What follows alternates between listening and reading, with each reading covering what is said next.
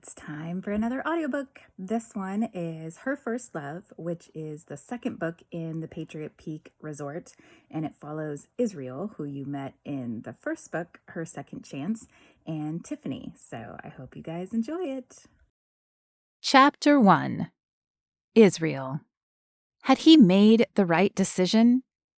Israel Martinez stared up at the Patriot Peak Resort that was nestled snugly in the Courage, Colorado mountains and took a deep breath.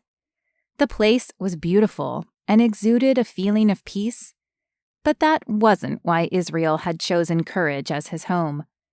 Nor was it because his longtime friend Chance Overstreet managed the resort. At least, not entirely. No, if he were honest, at least part of his reason for choosing Courage had to do with a woman he wasn't even sure would give him the time of day, but one who had managed to invade his thoughts and reappear in his mind since the night he laid eyes on her, the night of Chance's wedding a few months ago.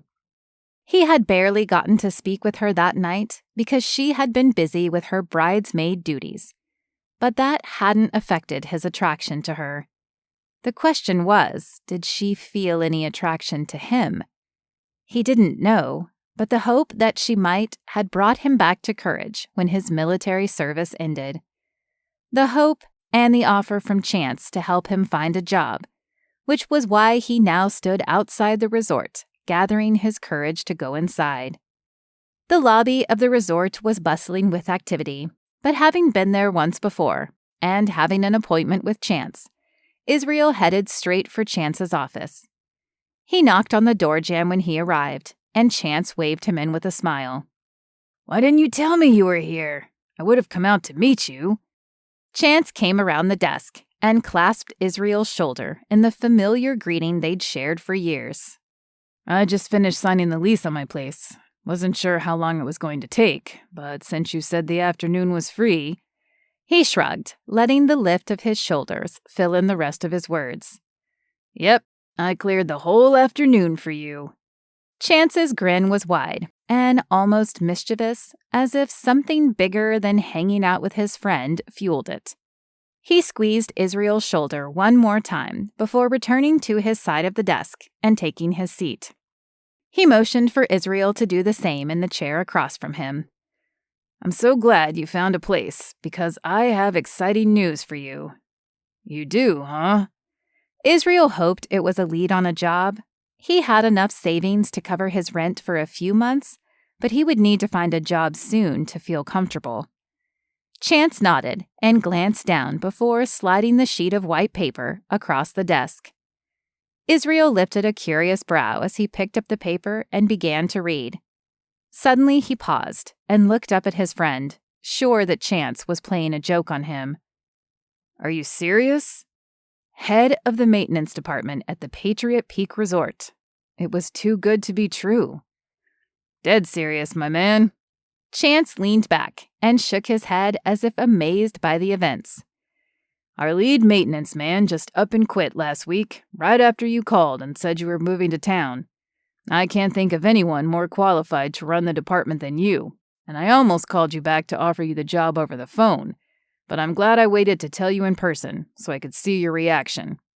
The opportunity was just the thing Israel had been looking for, but it was so sudden.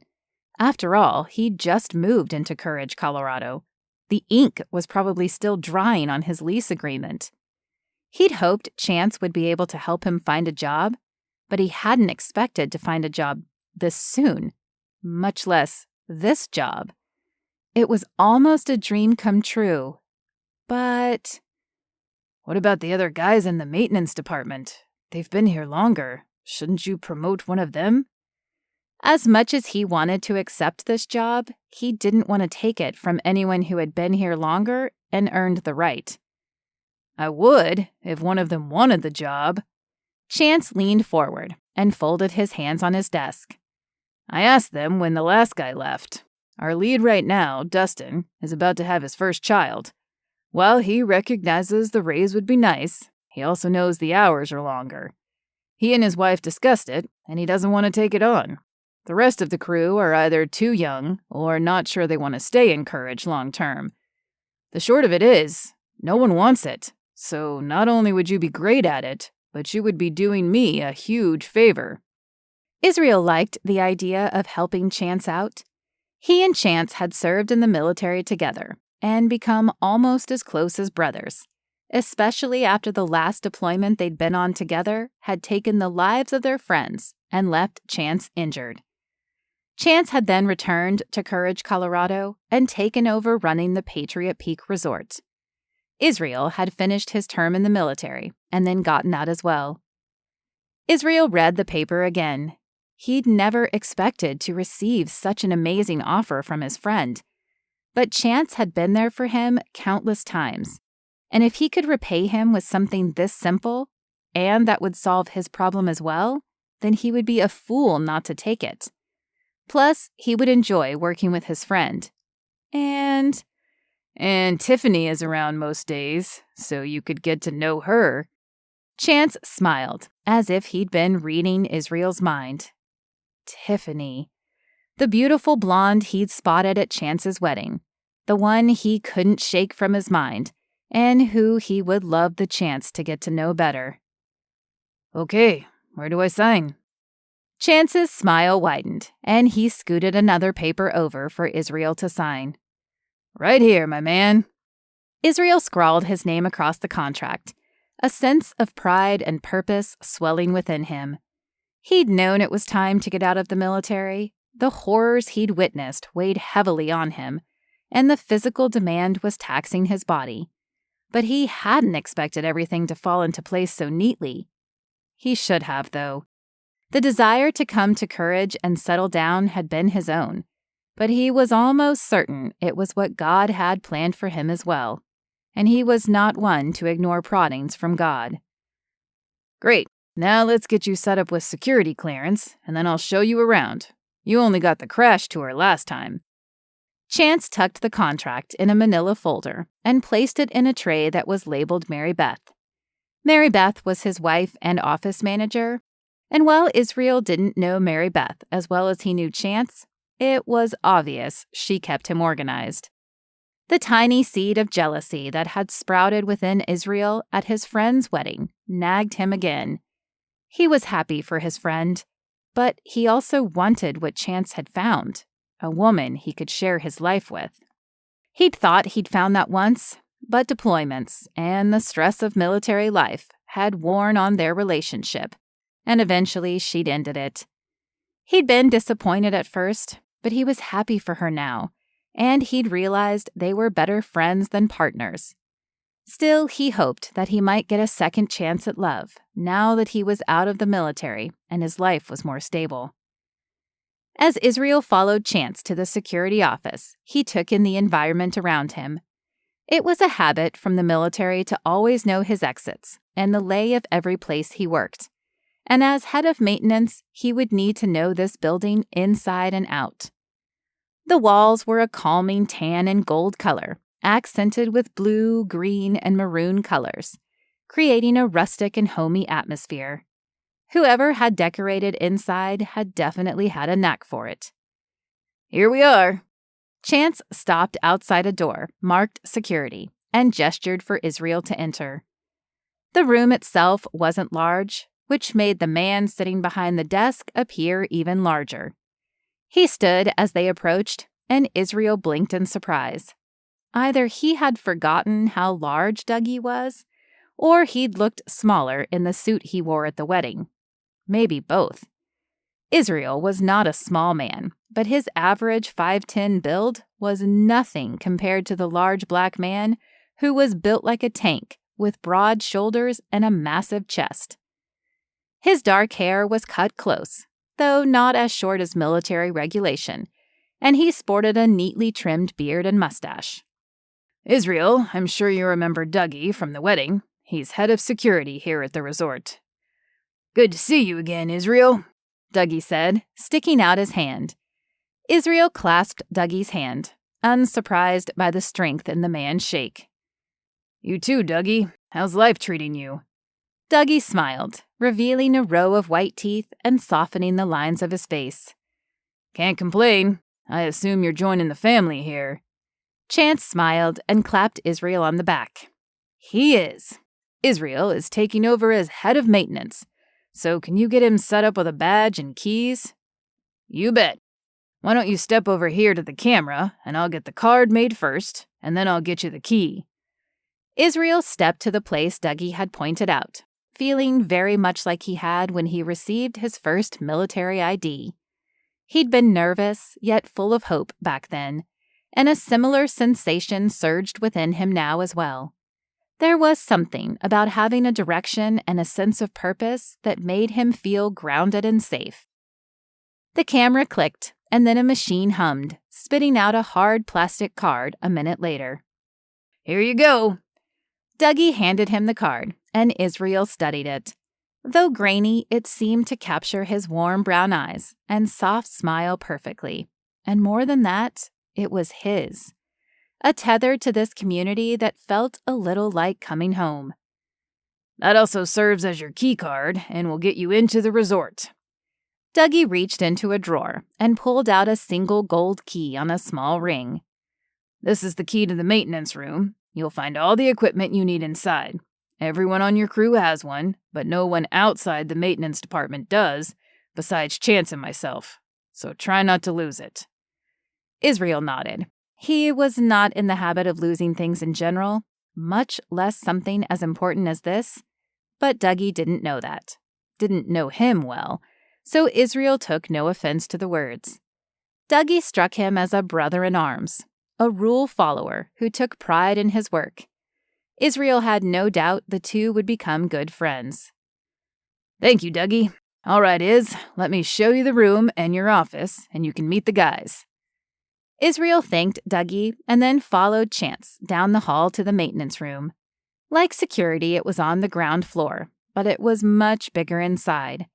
There was a large desk and several smaller cubicles to the left, and to the right was a massive shelving unit that held all the tools Israel might need for his job.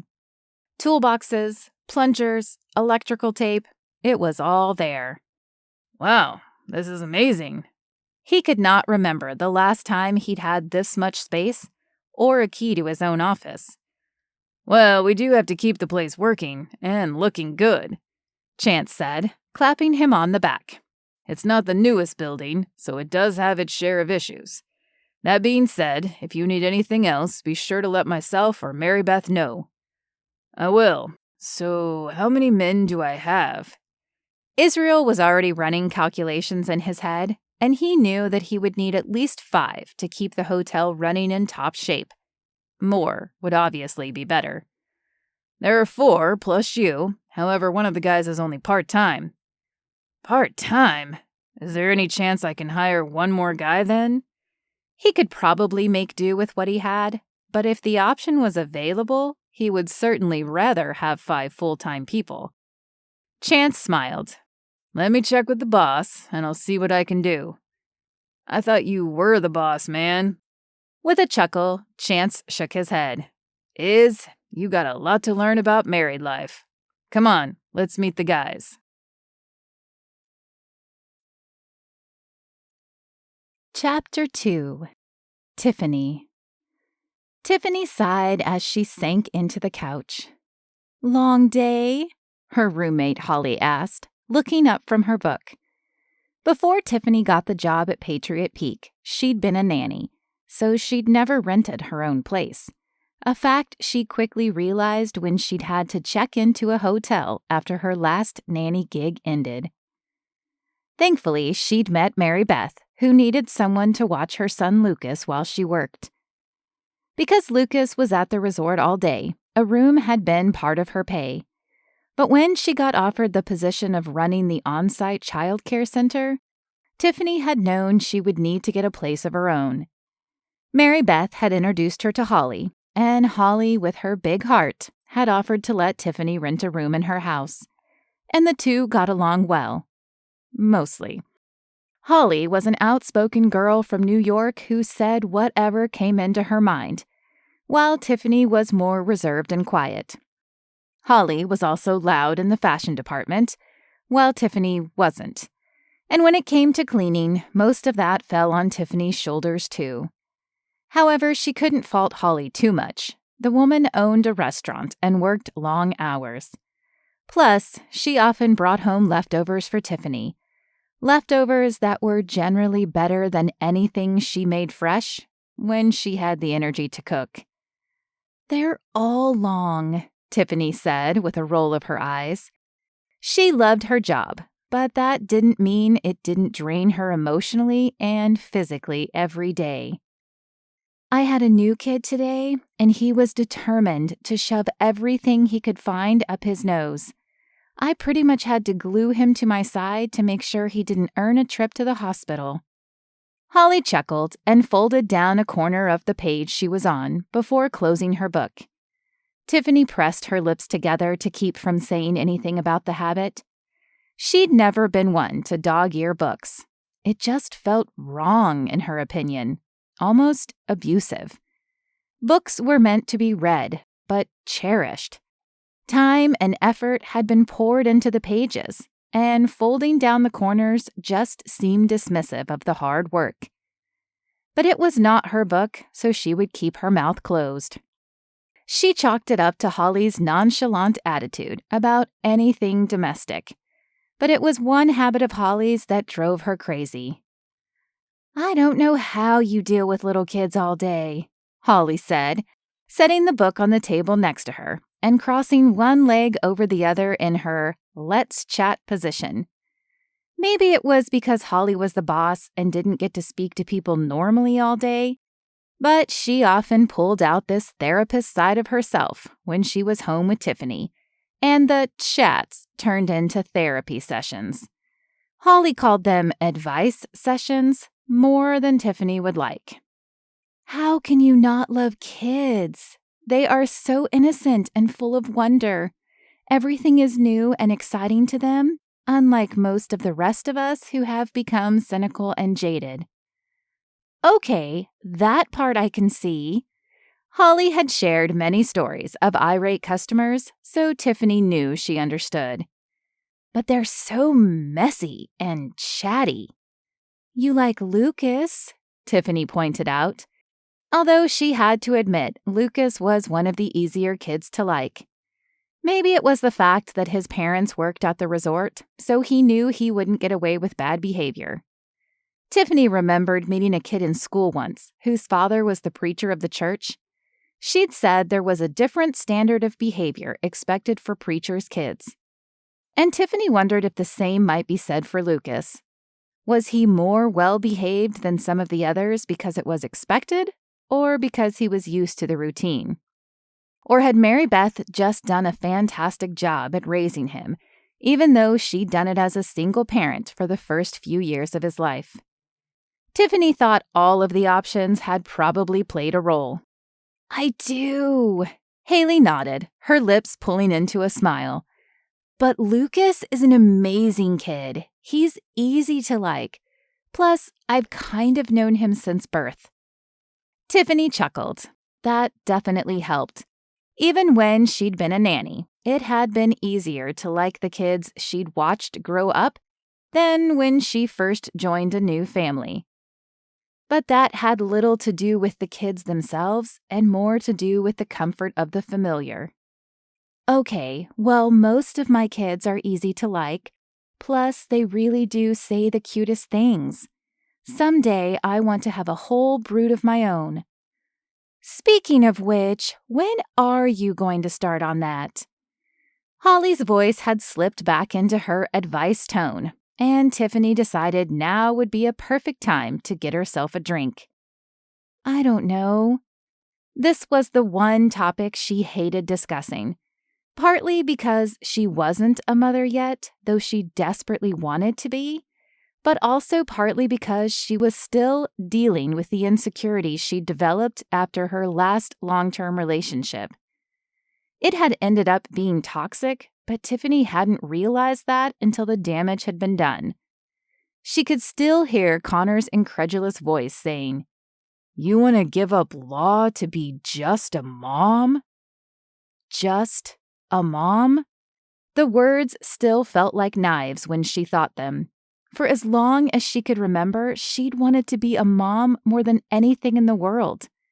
She'd pretended that she was with her dolls and stuffed animals, feeding them, changing them, even rocking them to sleep. Maybe it was because she grew up an only child. Maybe it was because her own mother, like her father, seemed to care more about money than being the parent Tiffany had longed for. Whatever the reason, she'd grown up with a desire to be a mom pulsing in her brain. And though she'd tried to take the pre-law classes her father wanted her to, she'd felt no desire, no drive to be a lawyer. So she'd switched to a child care and development degree. Taking care of other people's kids wasn't the same as having her own, but Tiffany thought it would ease the ache in her heart until she married and started a family. Connor, however, had flipped when he'd found out. He'd called her an anachronism from the 50s and berated her as if being a mother was second place to any job a woman should have. She'd broken off the relationship, but not before his words had left their mark. Was she wrong to place such an importance on the idea of motherhood? She didn't think so. But even if she was, she couldn't help it, couldn't change it. Down in her soul, she knew she was destined to be a mother. But what if the next guy thought like Connor? What if, due to the economy or any number of reasons, men now expected their wives to work outside the home and not just be a mom? Ironic as it was, Connor's reaction and his words had made her wary of relationships, and so she'd dated little since breaking it off with him. As much as she wanted to be a mother, she hadn't wanted to feel so demeaned again. So after receiving her degree, she'd turned to nannying, using it as an excuse for why she couldn't date. "I've just been too busy with work to date, really," she said, returning to the conversation. "Plus, I have this pain that flares up now and then. I certainly don't want that happening on a date." "You are not that busy with work," Holly said, following her into the kitchen. "And what's with this pain? You never mentioned it before." Tiffany flipped a dismissive gesture as she opened the fridge. "I'm sure it's nothing. It only lasts a few days anyway, and then it's gone." She grabbed a can of sparkling water, wishing there was something stronger in the fridge at the moment. She was not a drinker, but her love life, or lack thereof, was the one topic that made her think about becoming one. "Have you been to the doctor and had it looked at?" Tiffany glanced at her roommate. What was with the concern? It was just a little pain. "No, like I said, it doesn't last long, and I have work every weekday. There aren't many doctors around here open on the weekends." That was the excuse she told herself anyway. She was fairly certain the local clinic would see her on a Saturday if necessary. "I'm sure Mary Beth would give you time off to get it looked at. I really think you should go in." And Tiffany was really sure she was done with this conversation. "If it gets worse, I promise I will."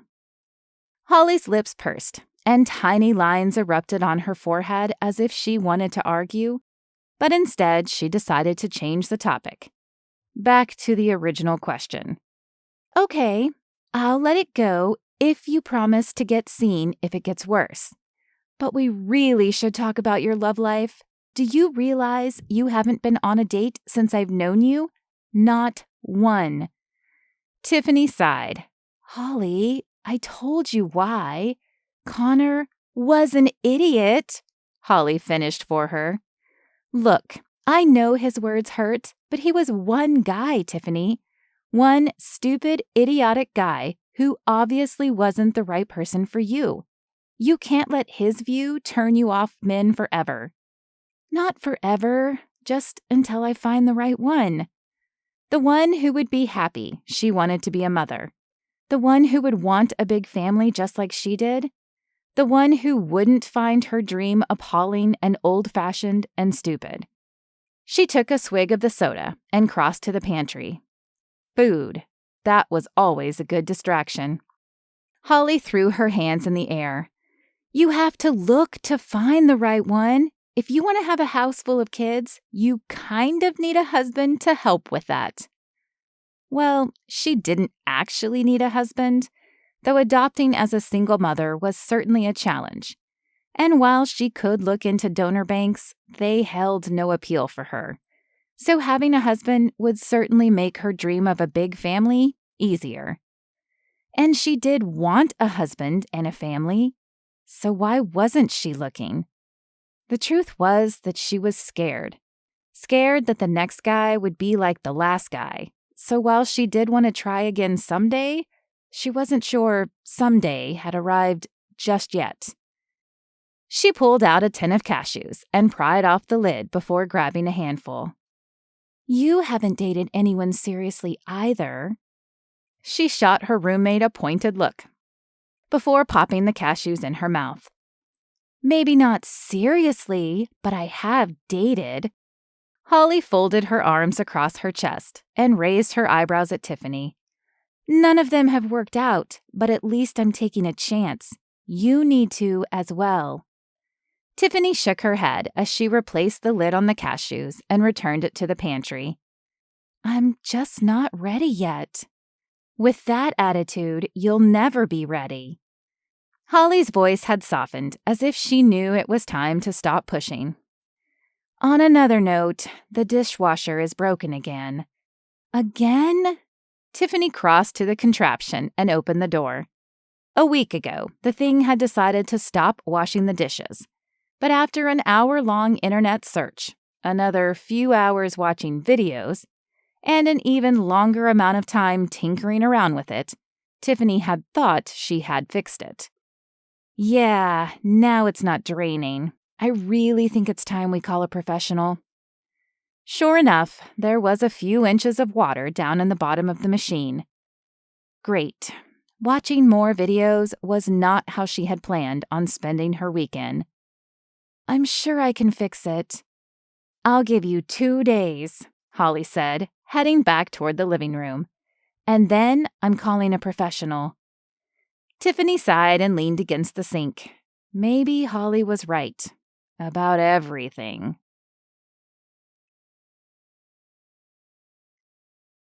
Chapter 3.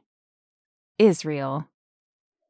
A light-hearted whistle slipped through Israel's lips as he pulled into the parking lot of the Patriot Peak Resort the next morning.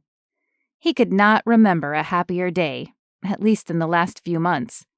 Not generally a pessimist, he had felt the sadness creeping in on him the last few months in the military, and while he loved serving his country, that had been the first clue that it was time he got out. He wanted to live each day for God, and he couldn't do that if he let sadness and anger take over. Now, though, he felt like his life was a new book, like God had closed the covers of the last one and decided to plant him into another story. His shoulders felt lighter, the world seemed a little brighter, and he had a purposeful job with his friend.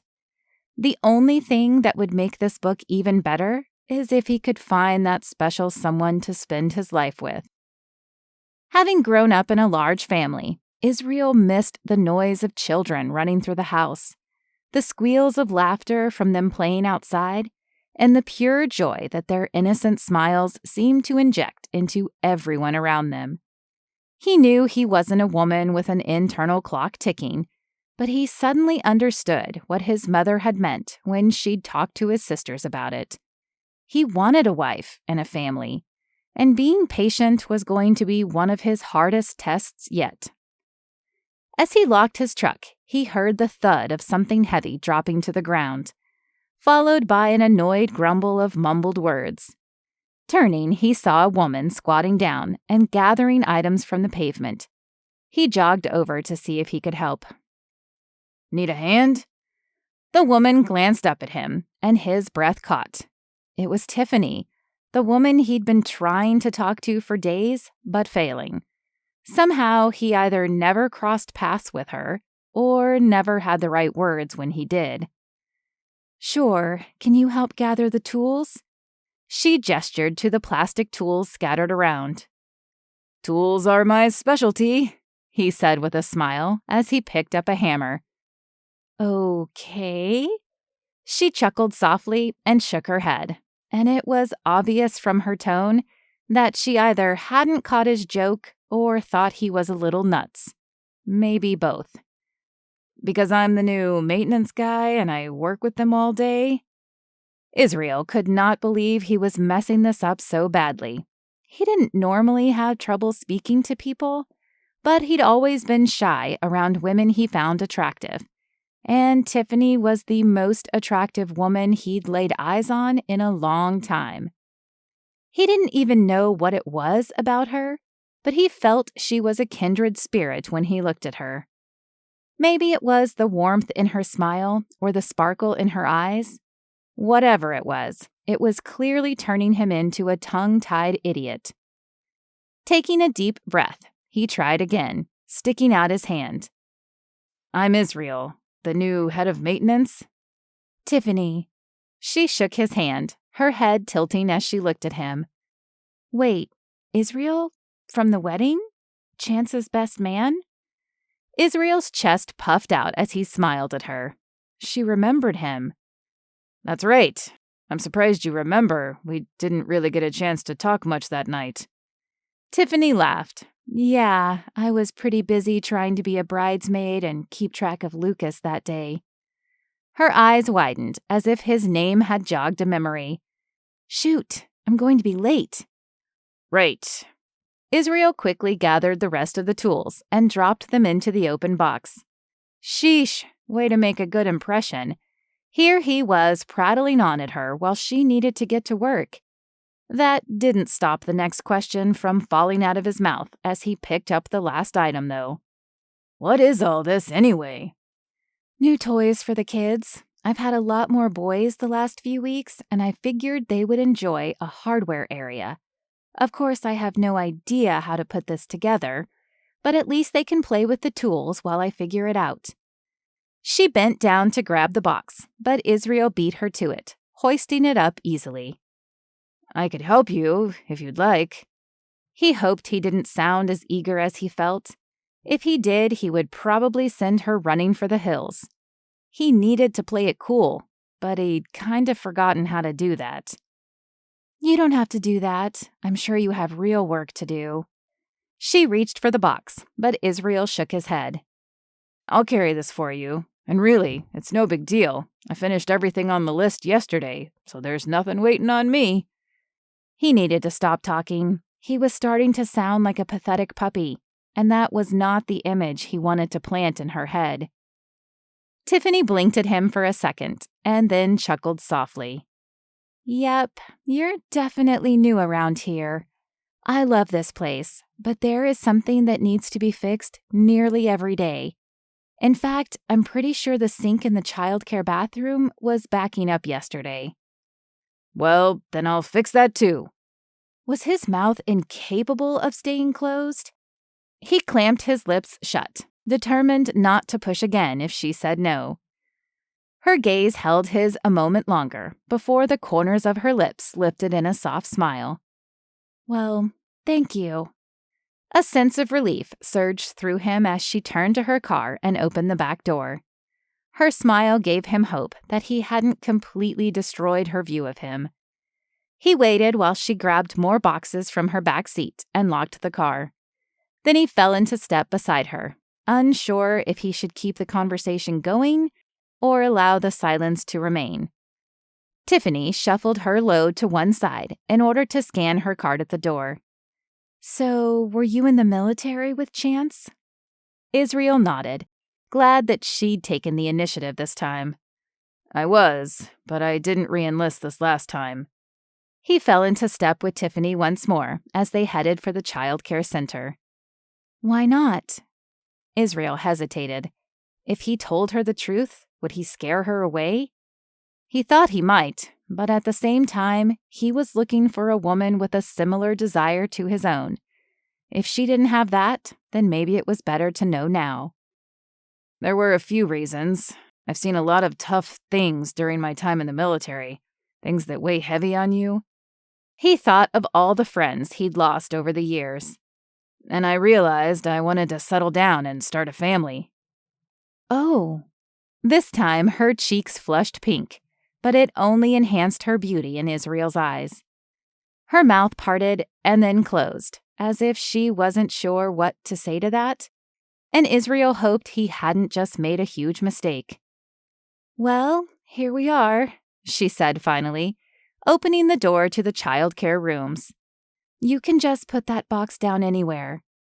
Israel set the box down on one of the tables and glanced back at Tiffany, but her attention was not on him.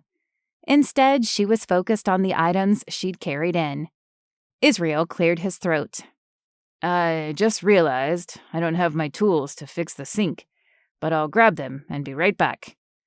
"Okay, thanks, but there's no hurry. I need to get set up for the kids who will be arriving shortly anyway." "Are you sure? It's no problem." "I'm sure." She flashed him a warm smile that melted his insides. "Just add us to your list and come back when you have time." "I will. I'll get it done today, though, and help you with the bench if you still need it." "Sounds good." She began pulling items out of her boxes before looking up at him again. "And Israel, it was nice seeing you again. Welcome to the family." "Thanks."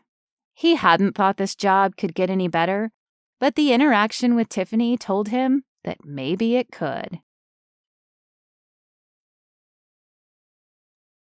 Chapter 4. Tiffany. "Good morning. Is it okay if I drop Lucas off a little early?" Tiffany glanced up to see Mary Beth in the doorway.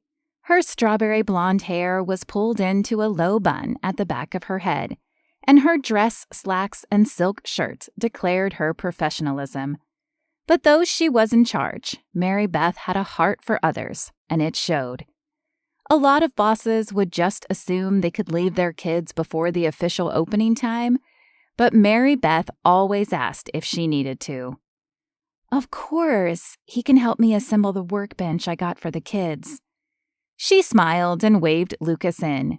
Because Lucas had been her first kid, and part of the reason she got the job at the resort, he was kind of her favorite, though she would never say that out loud.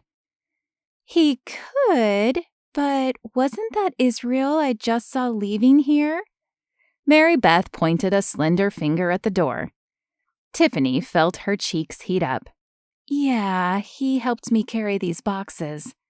She nodded at the box he had set down on the table.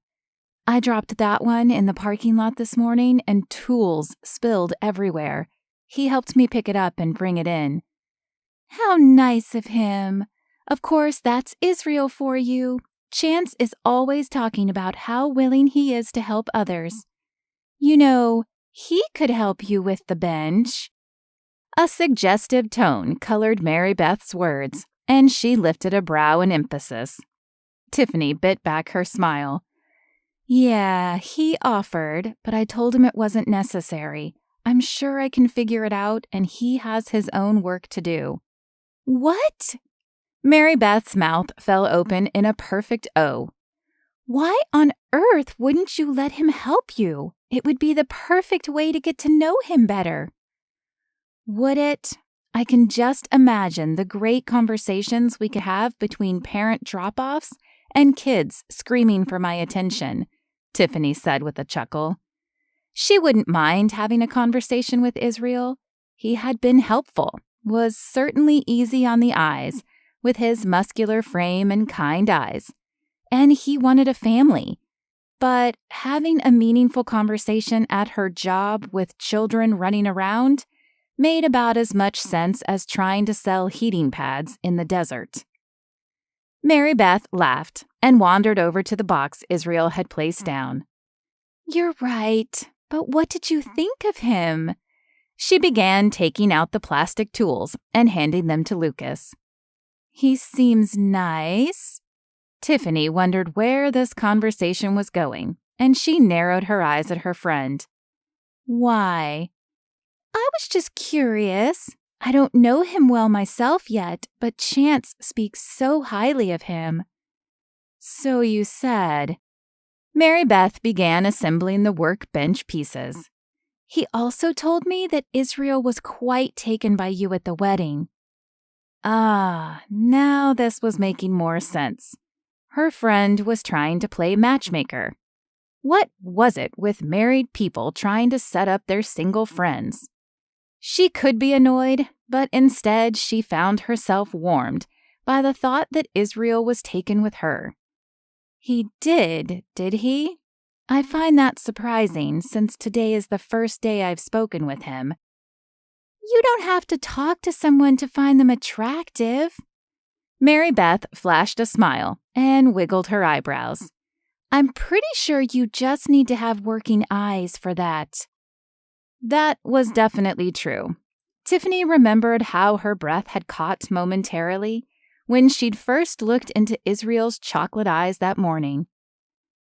Maybe a conversation isn't necessary for initial attraction, but a relationship needs more than initial attraction to last. In her case, it needed a man who was okay with his wife's job being a mother. Of course it does. Mary Beth shook her head, as if Tiffany was being silly. But the only way you find out if there's more than attraction is by spending time with people. Point taken. Tiffany rolled her eyes good-naturedly. But he hasn't asked me out, so that's a moot point right now. But if he did, would you say yes? Mary Beth glanced up, raised brows punctuating her question, before continuing her work on the bench, which now appeared nearly half done. That woman really was a whiz. Would she? She hadn't dated in so long that she wasn't sure she still knew how to date. But there was something about Israel that appealed to her. Something that made her think he would be very different from Connor. Maybe she could try again. With the right man. I don't know. Maybe. I'll take that as a yes. Mary Beth finished tightening the last bolt and picked up the finished bench. Where do you want this? Tiffany shook her head as an amused chuckle slipped past her lips. Leave it to her friend to shift her words. Still, she wasn't wrong. Tiffany probably would say yes. You're amazing. Over there is fine. Thank you. Now you know why Chance married me. She grinned widely as she placed the bench down and gave Lucas a hug before turning her attention on Tiffany once again. You know, you're pretty amazing too, and I'm sure you'll make a wonderful wife to someone someday soon. Tiffany opened her mouth to protest, but before she could, Mary Beth held up her hands and backed toward the door. When you're ready, I mean. No pressure. Have a good day, Lucas. You too, Mommy. When Mary Beth disappeared around the corner, Lucas turned to Tiffany. Are you going to marry Mr. Israel? Oh, I don't think so, honey. Your mom just wants us to get to know each other. Why? Do you know Mr. Israel? Lucas nodded. Yep, and he's very nice. I think he would make a good daddy. Not as good as Mr. Chance, but a good one. Tiffany chuckled and ruffled Lucas's hair. Well, I'll keep that in mind, though I don't have a little boy who needs a daddy right now. No, but you might someday, right? She certainly hoped so. Someday, buddy. But how about you and I forget about that for now and check out these tools? Lucas's eyes lit up. Yes, let's do it. Chapter 5. Israel. Good afternoon, Chance. You want the regular table today? The woman who greeted them looked vaguely familiar, but Israel couldn't place how he knew her. He'd certainly never been in this restaurant before, though Chance appeared to be a regular from the friendly greeting. You bet, Holly. By the way, do you remember Israel? He was my best man at the wedding. Chance turned to Israel. Holly was Mary Beth's maid of honor. Ah, yes, there had been more than one bridesmaid. Israel's focus that night, though, had been solely on Tiffany, so it didn't surprise him that he hadn't recognized the woman at first. Nice to see you again, and officially meet you, Holly. Israel smiled and stuck out his hand. Holly took it and returned the grin. You as well. Are you back for a visit, or... She let the words trail off, and Chance jumped in to fill them. No, Israel has officially moved here to Courage and is now the head of maintenance at Patriot Peak. Chance clapped a hand on Israel's shoulder and beamed with a sense of pride more akin to a father or a coach than a friend. Holly's brow lifted as she picked up 2 menus from the counter. Maintenance, huh? Does that mean you fix things? Yes, ma'am. Israel wondered where this was going. It was obvious from her tone that there was more than idle curiosity behind her question. Like dishwashers and things? She posed the question nonchalantly as she led them to a table, but there was definitely an agenda lurking behind her questions. Do you have a problem with your dishwasher here? Israel looked toward the kitchen. I'd be happy to take a look. Holly shook her head and set down the menus at the open table, gesturing for them to take their seats. Not here, at my house. My roommate was supposed to call someone to fix it, but she hasn't. And since I trust Chance wouldn't hire you unless you knew what you were doing, I'd like to offer the job to you. For payment, of course. I'd be happy to. In reality, he kind of felt like pinching himself. All of this seemed a little too good to be true. First the job at the resort, and now a side job as well. He hadn't been worried about much except finances when he decided not to re-enlist. But it appeared God was taking care of them too. He should have known. When you follow God's leading and take the right doors, He provides. Perfect. I'll give you the address before you leave, and you can come by whenever you have time. I'm not usually there in the evenings, but my roommate is. She's off by 6. Great. I'm done about that time at the resort as well, so I'll plan to stop by tonight and check it out. Holly flashed a smile that displayed both shock and gratitude. That would be amazing. Okay, holler at me when you know what you want. I'll be right back with drinks. As Holly walked away, Israel turned to Chance, who was grinning at him like the Cheshire Cat. What? You're unbelievable. You've been in town less than 2 weeks and already you get called in for a job on the side? He shook his head. Suddenly, Israel was confused.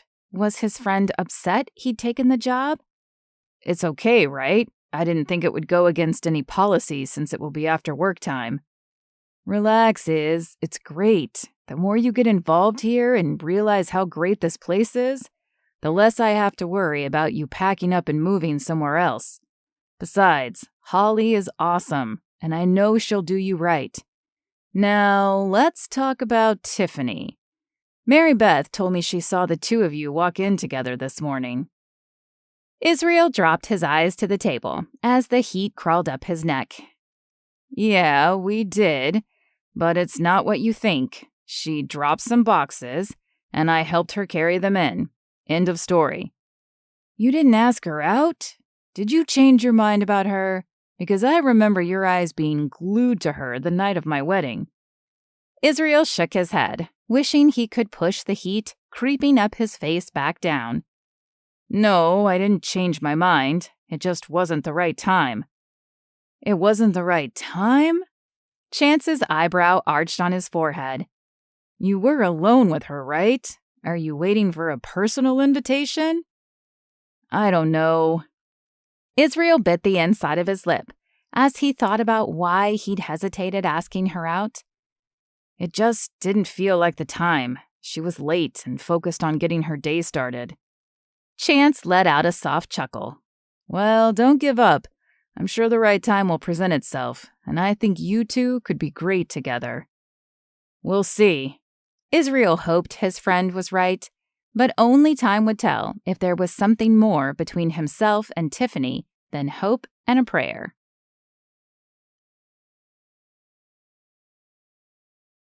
Chapter 6. Tiffany. Tiffany sighed at the sound of a knock at her door. After today, all she wanted to do was put her hair up and her pajamas on and lounge in front of the TV. But since Holly was at work, she had to deal with whoever this was first. She didn't even bother to check her appearance before opening the door, expecting it to be a solicitor or one of the neighbors asking to borrow an egg. But as soon as she saw the man on the other side, she wished she had. Israel? She blinked at him as one emotion after the other flashed through her mind. Surprise, curiosity, excitement, then apprehension. What was he doing here? And how did he even know where she lived? Tiffany?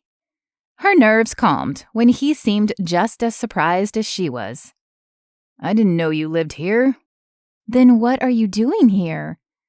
He held up a toolbox and flashed a crooked smile. I'm here to fix the dishwasher. Holly told me it was broken and her roommate... He trailed off as he made the connection. Is me, Tiffany finished with a shake of her head. Her lips lifted in a grin. I can't believe her. I told her I would fix it. Israel shrugged. I guess she got tired of waiting. I don't mean to step on your toes, but since I'm here... He lifted the toolbox again. Maybe I could just take a look. It's kind of what I do. Tiffany bit the inside of her lip. She had wanted to prove she could do the job herself, but she had to admit she was out of her league. YouTube videos could only get her so far, and since Holly had brought the man all the way over here, she might as well let him see if he could fix it. Sure, come on in. Israel smiled softly as he stepped into the living room, and Tiffany couldn't help smiling back. Then her hand flew to her hair. Ugh. It was up in a loose pony at the top of her head, probably looking like a scraggly mess. If she'd known Israel was coming, she would have at least made herself a little more presentable. At least she hadn't changed into her Winnie the Pooh pajamas yet. Still, Holly was going to get an earful when she got home. But as there was nothing Tiffany could do about it now, she led him into the kitchen and pointed to the dishwasher. There it is. The bane of my existence. He chuckled as he set his toolbox down and opened the door. It can't be that bad. Oh, it is, believe me. I thought I fixed it 2 weeks ago, and it was working for a few days, but now the water isn't draining. That thing hates me. He flashed her another smile. I doubt anything could hate you. He'd said the words softly and then immediately turned his attention back to the dishwasher. But Tiffany hadn't missed them, and she felt fingers of heat climb slowly up her neck. She needed to do something, busy herself so that she wasn't staring at him like a lovesick puppy, or worse. Can I get you a drink or something? He glanced back at her, the twinkle in his eye letting her know that he suspected the real reason for the offer. Sure, I'll take a glass of water, unless you have some agua de Jamaica. She blinked at him. Agua de Jamaica? Okay, my Spanish is a little rusty, but is that water from Jamaica? Israel smiled and shook his head. No, it's a Mexican hibiscus tea, but the English translation is close to what you said. Tiffany was thoroughly confused. So, if it's a Mexican tea, what's the Jamaica part? Israel laughed, and it was a warm, sweet sound that wrapped around her like a comfortable, oversized sweater. The flower used to make the tea is called Flor de Jamaica, but it's really just a hibiscus flower. That's so cool, but since I've never heard of it, I'm sorry to say I don't have any laying around. Is it good? She grabbed a glass from the cabinet and dropped a few ice cubes in before adding the water. I think so. It's a sweeter tea, kind of fruity, but good. My mother used to make it all the time in Mexico. That and tamales. Though his face was buried in the dishwasher as he spoke, Tiffany could hear the love and the wistfulness in his words. She sounds amazing. Do you miss Mexico? She handed him the glass as he paused his work and emerged from the dishwasher. Then she grabbed a glass of water for herself and leaned against the counter. Parts of it I do. I mean, it was my home for the first 15 years, so it's a part of me. But I also saw tragedies in Mexico that I was glad to escape from. He took the glass and took a sip. I'm sorry to hear that.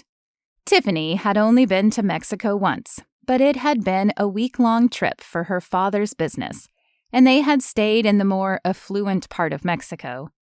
She wanted to ask what tragedies he'd seen, but the question felt too personal. For now. Does your mother live in the U.S. now? His eyes dropped to the floor. She did, but she died a few years ago. Tiffany's hand flew to her mouth. She might not have a close relationship with her parents any longer, but they were still around. Oh, Israel, I'm so sorry. You must miss her. I do, especially her cooking. A wistful expression crossed his face. She was an amazing mother. My father had to work, of course, but she stayed home with us. She taught us all her recipes. My sisters were definitely better at cooking than I was, but I still remember how to make a few things. And my sisters and brothers still live here, so I still have family around. What about you? He took another sip before setting the glass on the counter. I'm an only child, sadly, and a disappointment to my parents, but they are still around. She dropped her gaze to her glass and twisted it in her hands. I don't see them often, though. A disappointment? How could you be a disappointment? Tiffany chewed on her lower lip, unsure of how much she should say. After all, she barely knew Israel. But something about him made him extremely easy to talk to. My dad is a lawyer, and he wanted me to take over his practice when he retired. But though I took law classes in college, I had no interest in law. She shrugged, thinking back to the many ways her father had tried to convince her to follow in his footsteps, and the disparaging words from Connor. So I changed my degree to a job that would put me around kids. They didn't agree, but I knew it was the right decision for me. I've always loved kids and want to have a large family of my own one day, so childcare made sense. Oh, good grief. Did she just tell him she wanted to have a large family one day? Would he think she was hinting at him? She certainly hoped not. There weren't many faster ways to send men screaming for the hills than telling them you wanted a large family. However, he wasn't running.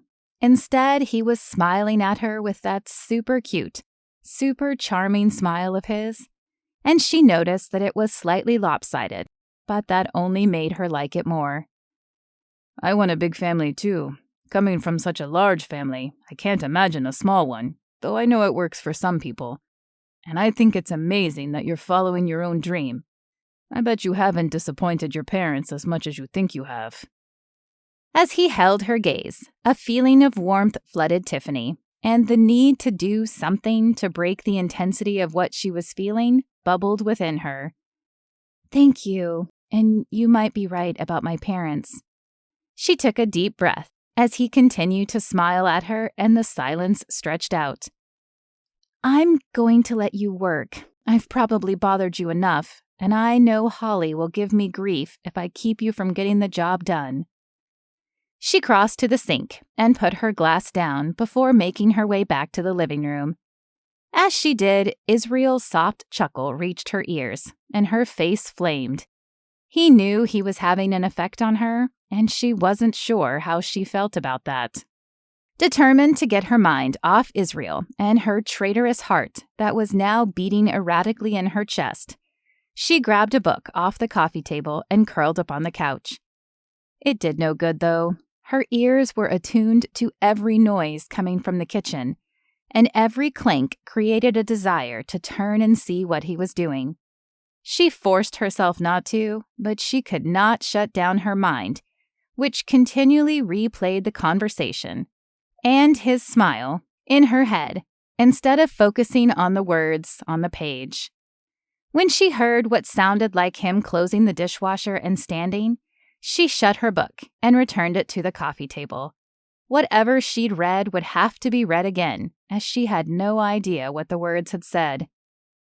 "It should be working now," he said from the entrance to the kitchen. Tiffany jumped at the sound of his voice, even though she'd known he was coming. "Oh, thank you. Holly will be pleased. I am too," she added hurriedly, lest he think she didn't appreciate him. His shy smile spread across his lips again. "I'm glad. Look, I hope you don't think this is too forward, but I'd really like to spend more time with you. Would you be free for dinner this weekend?" A date? He was asking her on a date? Did she even remember how to date? As if on autopilot, she felt her head bob up and down. "I'd like that." "Good." As his smile widened, a twinkle erupted in his eyes. "I'll meet you here at 7. Maybe you can show me around the town. I'm still learning my way around." "I'd be happy to." Again, the words felt as if they were spilling out on their own, without any conscious thought from her. The stare between them seemed to stretch on forever, until the front door opened and Holly entered. "Hi!" The word died in her mouth as she glanced from Tiffany to Israel and back again. "Am I interrupting something?" "No." Israel sent another meaningful look Tiffany's way. "We were just saying goodnight. I finished the job on the dishwasher. Thank you for the opportunity." "You finished already?" Holly's eyes bugged, and her mouth fell open in disbelief. "I need to pay you then." She began fumbling in her purse, but Israel stepped to her and placed a hand on her arm. "No need to tonight. You know where I work, and I'll be back Friday at 7 to pick up Tiffany."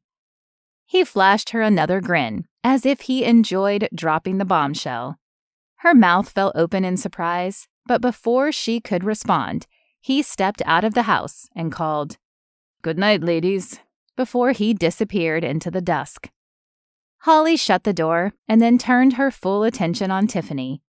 Her left eyebrow was arched high on her forehead. "What did he mean he'd be back Friday at 7 to pick you up? Do you have a date?"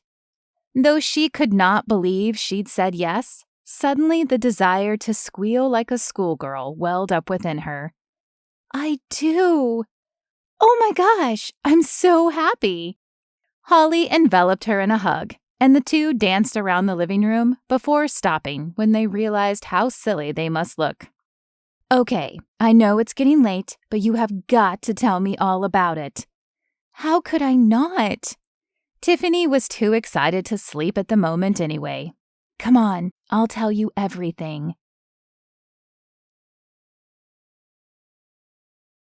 Chapter 7. Israel. Israel was still smiling as he entered the resort the next morning. He'd left Tiffany's house with a smile, and it had stayed on all night as he replayed the evening in his head. Not only was she beautiful and interesting, but they had the same relationship goal for the future, something that was hard to find in today's world. While Israel hadn't dated much since his last relationship, he'd listened to enough of his buddies talk about how their wives either didn't want children or only wanted one or two. Not that there was anything wrong with that, but Israel had come from a large family. He believed in large families, and he wanted a large family. So finding a woman who also had that desire was like finding a $100 bill on the sidewalk, rare and mind-blowing. Now he just had to figure out where to take her Friday. He hadn't been lying when he'd said he still didn't know the whole town, but he had driven through the area, so he had a basic idea of what was where. He just didn't know her well enough to know what she might like. He pulled open the front door and walked into the resort. While he could have entered the door closest to his office, Chance had told him the resort also had a coffee bar, and this morning he was in the mood to try it out. The check-in hostess greeted him as he entered the resort, and he returned the smile. There were parts of military life he missed, but he enjoyed how friendly everyone around here was. The coffee bar was bigger than Israel had expected. He'd thought it would be a little counter, like the kind found in grocery stores, but it was more like a small dining room. The bar spanned one wall and was a deep mahogany color. Several tables dotted the room, and there was a large fireplace on the opposite wall, though it wasn't burning currently due to it being summer. "Can I help you?" Israel turned his attention to the woman behind the bar who had addressed him. She had dark hair pulled into a ponytail and warm brown eyes. She was beautiful, but her shirt showed more cleavage than he was comfortable with. And after realizing his gaze had strayed down, he returned it to her face and was determined to keep it there. Yes, I was looking to get a coffee, but I had no idea there was such a large setup here." "Yep, we pretty much have it all." She grinned at him as if she knew his eyes had been wandering, which she probably did. He doubted she wore the shirt merely because it was comfortable. She had the look of a woman who enjoyed attention. "Do you work here, or are you a guest?" "Employee," Israel said, stepping closer to shake her hand. "Israel Martinez." "Sophia Garcia." Her lips pulled into a flirtatious smile, and she placed her hands on her hips, drawing his attention briefly to them. "Welcome to the family. Now, I don't know if Chance told you, but employees get a 10% discount. See anything you like?" Her hip jutted a little farther out, and a feeling of unease erupted in Israel's chest. He didn't know Sophia, but she had all the markings of a tag chaser, a woman who pursued any man in uniform. Israel had met a few throughout his years in the service, though he had never enjoyed the attention himself. He'd seen too many of his friends fall for these women, only to find out later the women cheated on them while they were deployed, or decided they didn't like the reality of military life and sent them divorce notices in the mail. He was no longer in the military, nor was he in any sort of uniform, but the vibe coming from her was the same, and he had the feeling her flirtation was second nature to her. "I'll just have a latte, thanks." "What size, hun?" She hadn't had much of an accent when she'd first greeted him, but it oozed from her lips now. The image of a chameleon flashed into his mind, and he wondered how many other sides she had. "The medium, I guess." She leaned closer, bringing her ample bosom directly into his line of sight, and flashed another flirtatious smile. "We call that a grande, dear." "Okay then, a grande it is." He just wanted to pay the woman so he could take a step back from her. The flirtation rolling off her was churning his stomach. It struck him as funny that he'd found her attractive until she'd spoken, and then her demeanor had diminished any initial attraction that had existed. With Tiffany, it had been just the opposite. He'd found her attractive, and that attraction had only grown the more he'd spent time with her. "Sounds good, and I'll tell you what, this first drink is on me." She flashed him a wink. "Oh, that's fine. I brought money." He didn't want a free drink from this woman. He had a feeling she would take it as some sort of sign he was interested, and he most definitely was not. "Really? How much?" But she merely shook her head and turned to make the drink. Maybe he was making a bigger deal out of this than it was. He tried to tell himself that he'd misread her friendliness as something more. After all, being friendly was probably just a part of her job, like a barber who had to listen to stories all day. "Here you go, hun," she called a moment later, and Israel took the drink and thanked her.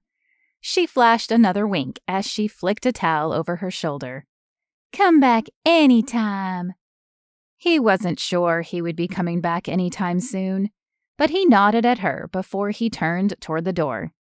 As he exited the coffee bar, his cell phone buzzed. Thankful for the distraction from Sophia, he hurried to his office.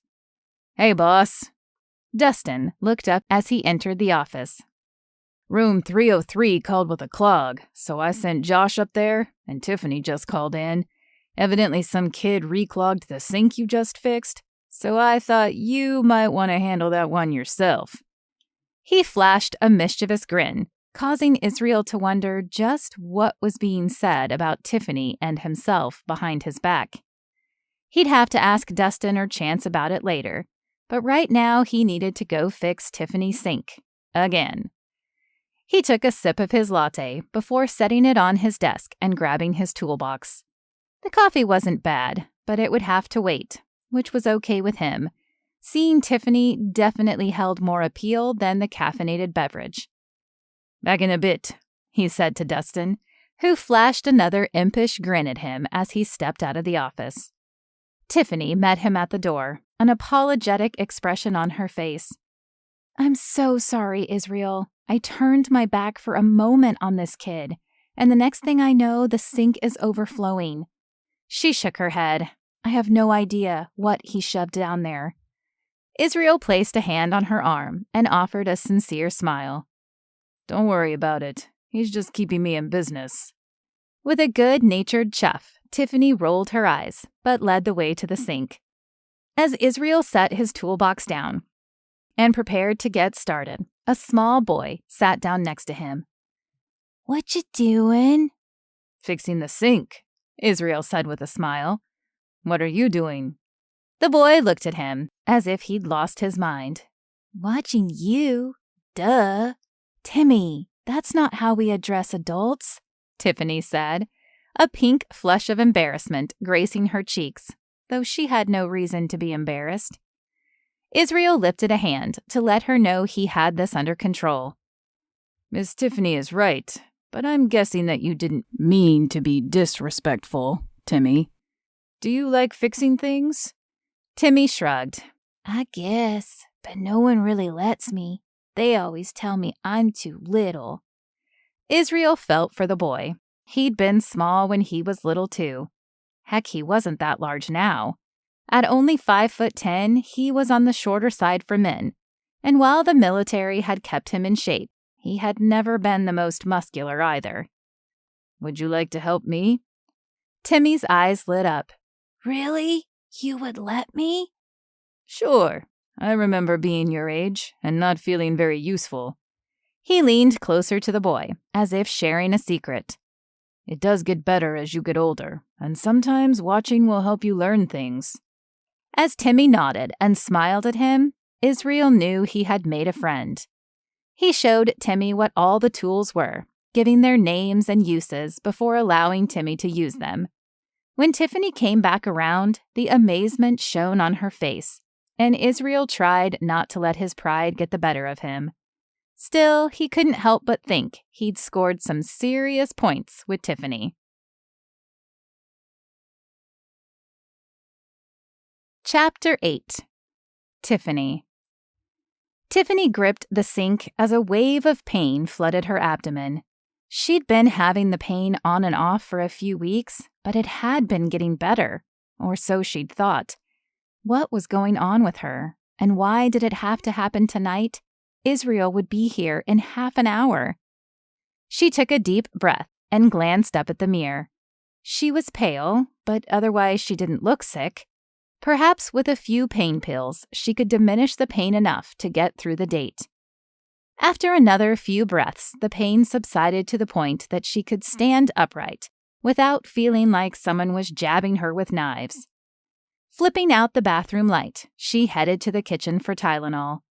As she popped the pills, she wondered what was wrong with her. Holly had urged her to go to the doctor the last time Tiffany had brought it up, but she'd brushed it off as no big deal. However, she was beginning to wonder if perhaps it was a bigger deal than she thought. She tapped her phone to do some internet searching before Israel arrived, but she'd barely brushed the surface of what it could be when the doorbell rang. Israel smiled at her from the other side of the doorway, a single white rose in his hand. His button-down shirt and jeans gave him a different look from his work attire, but it was one that suited him. "You look beautiful," he said, holding out the rose. "Thank you." Tiffany smoothed out the pink skirt she'd chosen as she stepped back to allow him entrance. "Let me put this in some water and then we can go." As she took the rose, she wondered why he'd brought white instead of red. Was there significance to it, or was it simply a choice? She thought about asking him, but every attempt sounded rude in her head, like she didn't like the white, or would have preferred red, neither of which were the case. Figuring she could look it up later, she grabbed a tall glass from the cabinet and filled it with water before placing the rose in. It wasn't exactly a vase. She didn't own any of those, as no one had given her flowers in a long time, but it would work. "Do you have an idea of where you'd like to go tonight?" she asked, as she placed the glass on the counter and turned back to Israel. "I thought I'd let you pick, since you know the area better. I promise to drive wherever you say." He held up his keys, smiling as they jingled back and forth. Tiffany pursed her lips as she thought. She didn't want to take him to a Mexican restaurant, in case the food didn't live up to what he was used to. And she didn't want anything super heavy in her own gut, as it was still reminding her every once in a while that it wasn't happy for some reason. "How about a cafe? There's a nice one on Main Street that does traditional German and American food, so you can get a schnitzel or a salad." A salad definitely sounded like the route she would take. "Sounds great. Lead the way." With a smile, she grabbed her purse, locking the door behind her before following him to his older model white Ford truck. It wasn't sleek or new, but it was clean and well cared for, and somehow comforting. Her father had never owned a truck. He'd always felt it was beneath him, but her Uncle Jack had. Uncle Jack was her father's brother, but the two were nothing alike. Where her father placed money and prestige at the top of his list, Uncle Jack placed family. Her father only drove the most expensive cars, trading them in when the newest model hit the market, while Uncle Jack had a beat-up truck that he used on his ranch in Texas. And while she didn't get a chance to see him often, she always enjoyed the summers she got to spend time with him and his family. They were the picture of what a normal family could be like. Israel reminded her of her Uncle Jack and his southern charm as he held the passenger door open for her. "My lady." He folded the arm not holding the door across his waist and bowed slightly. She smiled as she climbed in.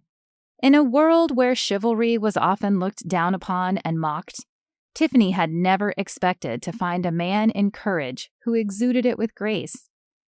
As she buckled her seatbelt, another wave of pain struck her abdomen, and she bit the inside of her lip to hide her grimace. There was no way she was cutting this date short. She wanted to find out more about Israel. As he shut her door, apparently not noticing her pain, she pressed her hand against her stomach and took a few more deep breaths. By the time Israel reached his side, the pain had subsided again, and she flashed him a small smile as he started the truck and headed toward Main Street. The cafe was one of the smaller restaurants in town, but what it lacked in space, it made up for in charm. The outside of the place resembled a Bavarian lodge, complete with wooden beams and a cream exterior. "This is quaint," Israel said as he parked the truck. "I remember visiting a place similar to this when I was in Germany." "Were you stationed there?" Tiffany asked, unbuckling her seatbelt. She moved to open her door and climb down, but before she could, Israel appeared on the passenger side and did it for her, holding out his hand to help her down. "No, but I had a short layover there once.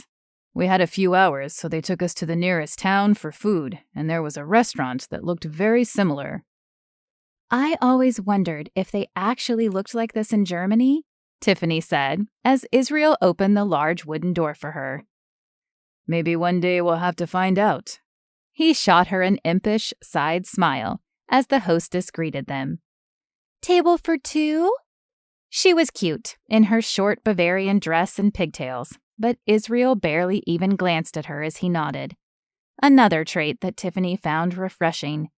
Maybe she had waited a long time to date again, but perhaps there'd been a reason for that. The hostess led them to a booth, which looked like it was carved out of a giant barrel, and placed menus down for them. Though Tiffany had suggested the place, thinking she would have one of their salads, her mouth began watering at the variety of other options. Do you come here often? Israel asked, setting down his menu. Had he already decided? If so, he was definitely decisive. She was still waffling between 3 items on the menu. Not that often, but I enjoy the atmosphere, and they do have good salads. Holly and I don't really have similar schedules, so we don't go out together often, and Mary Beth's free time is definitely tighter now that she and Chance are married. She shrugged, trying to play off the loneliness she often felt as no big deal. I just don't really have someone to do dinner with. He reached across the table and took her hand. You do now. I mean, if you want it. We have similar schedules, and I am never one to turn down food, even if I don't look like it. He patted his slim waist with his other hand.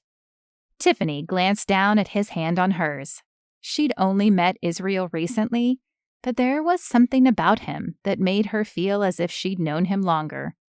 Whether it was his warm brown eyes or the shy smile that always seemed to pull at his lips and hint at his playful attitude, she was surprised when the words, "I'd like that," came out of her mouth.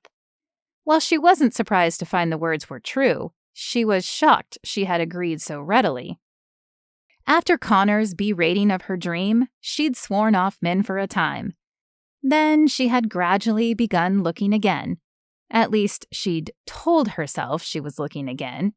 In reality, though, she would find something wrong with every man she even considered before it reached the point of him asking her out. Only a handful had managed to slip past that defense in the last few years, and they had only lasted 1 date each. Yet here she was, already agreeing to a second date with Israel before the first was halfway over. Why? What was it about him that drew her to him? Was it the fact that he had adored his mother? Was it the fact that he wanted a large family just as she did? So would I. He glanced down at their hands and then back up to her. A silence hung in the air that felt like it needed to be filled, though Tiffany wasn't sure of the right words. "Do you already know what you want?" she asked, dropping her eyes back to the menu in hopes of regathering her thoughts. Israel leaned back, removing his hand from hers. I'm a sucker for schnitzel. Laughter spilled from Tiffany's lips, and Israel grinned. Well, lucky for you, this place has what you want. Yes, it does, he said, but the way the words came out, Tiffany was no longer sure he was talking about the food. By the time the hostess returned, Tiffany had decided on the salad after all, and they placed their order. So I know work keeps you busy, Israel said, pausing to take a sip of his drink. But what do you do for fun when you aren't at work? Tiffany chuckled as she realized how boring her life had become in recent years. Honestly, I rest. The kids wear me out during the week, so in the evenings, I unwind with a good book or a TV show. And on weekends, I might add in a walk or a run. But I haven't done anything exciting since I quit nannying. Did you like being a nanny? What Tiffany liked was the way he held her eyes, as if he really was interested in her answers. I did, though it had its challenges like any job. Oh yeah? Like what? Besides working with kids, I mean, because you're doing that now. So much. Tiffany lifted her cup and took a drink. First, I lived with the family, so I never had time of my own. Even on my nights off, the kids would invariably knock on my door. It was fun getting to see them grow, but I did miss having my own life. Israel nodded and lifted his cup. I can see that. That would be tough. Tiffany paused as the waitress arrived and placed their food before them. She thanked the woman before continuing. It was, but it was also really rewarding to be there for their big events like birthdays and the like. It made me feel like I was part of a bigger family, and that was definitely nice. She glanced at their plates of food, before lifting her eyes to Israel's, hoping her next words wouldn't scare him off. "Do you pray? I like to, before I eat." His lips pulled into a wide grin. "I was just about to ask you the same thing." As he reached across the table and grabbed her hand, Tiffany felt a tingle shoot down her arm. Had she finally found someone she could risk opening up her heart to?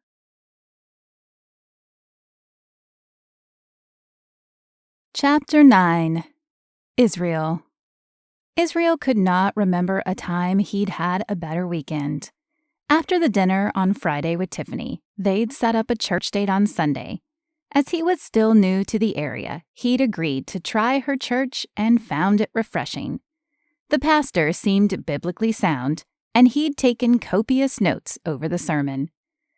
After church, they'd gone on a walk through downtown, sharing more stories and goals for their lives. Though he knew it was too early to make any declarative statements, he enjoyed spending time with Tiffany. He was not one to believe in love at first sight, but he did believe one could have a feeling they had met the right person early on, especially if they prayed about it. And while he wasn't there yet, he could imagine a life with Tiffany. They were aligned in both the areas he believed were important: faith and family. "How was your weekend, boss?" Dustin asked as Israel entered the maintenance office.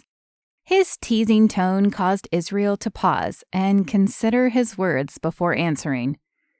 "It was fine. Why do you ask?" But as he crossed to his desk, the reason for Dustin's question became clear. Sitting right in the middle was a coffee cup, and he could see black writing on the white cup from where he stood.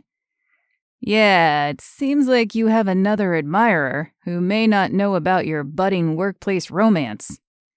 Israel shook his head as he picked up the cup and read the scrawled note. "Haven't seen you in a few days. Just wanted to remind you that coffee is available, as am I." "Did you ever give her some indication you were interested?" Dustin asked, reading the cup over Israel's shoulder. "No, I've only been in the coffee shop once, and I barely spoke to her. She was definitely flirty, though." Dustin chuckled and shook his head as he returned to his smaller desk.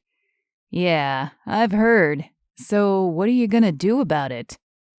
Israel hated confrontation. He would step in to diffuse situations, and he would stand up for what he thought was right. But pursuing a situation that would lead to a confrontation made him uncomfortable, to say the least. "Do you think I have to say anything? If I don't respond, she'll get the message, right?" Dustin folded his hands across his chest as he leaned against his desk. "She might. Or she might decide that you're playing hard to get and come on even stronger." Israel sighed and sank down into his chair. "What would you do?" "That's a hard question to answer." Dustin unfolded his arms and ran a hand across the back of his neck. "Thankfully, my wife and child on the way have kind of kept me from having to deal with flirtatious women, though I'm kind of jealous of the free coffee." "Don't be. It carries a load of guilt." Israel ran a hand across his chin, knowing what he had to do, but dreading it anyway. "I guess I'll have to tell her that I'm seeing Tiffany, and sending me coffees is no longer appropriate." Dustin whistled, his forehead wrinkling as one brow lifted. "Seeing Tiffany? As in, exclusively? That's the only way I roll, my friend. I never saw the appeal of dating more than one woman at a time. Besides, in order to give a relationship my all, I can't have my feelings split between women. That's not fair to either party." Dustin scratched at his chin as he nodded. "You know, I never thought about it like that, but it makes sense. I'm kind of old school like you anyway. I tried dating in high school. You know, a different girl every week, but it was hard. And when I called one girl by the wrong name, I could tell it really hurt her feelings, which made me feel like scum. I decided after that I would only date one woman at a time, regardless of what she did. At first I thought it would be boring, but I found I was able to focus better on the woman I was seeing, and it was actually more fun. I think we feel that way because God made us to be with one person. We give a little piece of ourselves to everyone we're with, more if we are intimate with them. And if we date too many people, we have left to give to the woman we marry. Makes sense. So do you think Tiffany could be the one? Dustin asked, shifting the conversation back to his original question. Fingers of heat licked up Israel's neck. Was she the one? He didn't know for sure, but he was definitely developing feelings for her. It's too early to say that for sure, but I like being with her. We had dinner on Friday and then went to her church on Sunday. Dustin crossed to his chair, filling the air with a long squeaking sound as he sat and leaned back. 2 dates in 1 weekend. Sounds pretty serious to me. Yeah. Another sigh spilled from Israel's lips as he lifted the coffee. I guess I better go take care of this. His footsteps were heavy as he shuffled out of the office and toward the coffee shop. And while he practiced what he would say in his head, nothing seemed right. Sophia greeted him with a wide smile when he entered.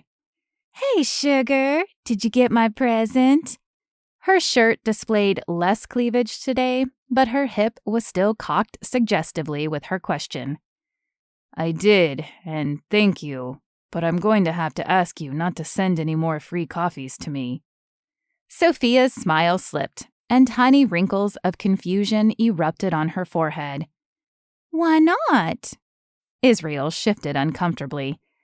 I'm kind of seeing someone currently, and I don't feel right taking them. I don't want to lead you on, or give her the impression of something between us that's not there. For a moment, Sophia's face was expressionless, but then she chuckled and shook her head. Is that all? You don't have anything to worry about, sugar. I give drinks out to more than just you. It's just my way of giving back around here. And since you're new, I thought I'd show you just what a great place this is. But if you don't want free coffee, I'll happily give them to others. Her words sounded as if she understood and accepted his position, but there was a false brightness in her tone that made him wonder if she really did or if this was all an act.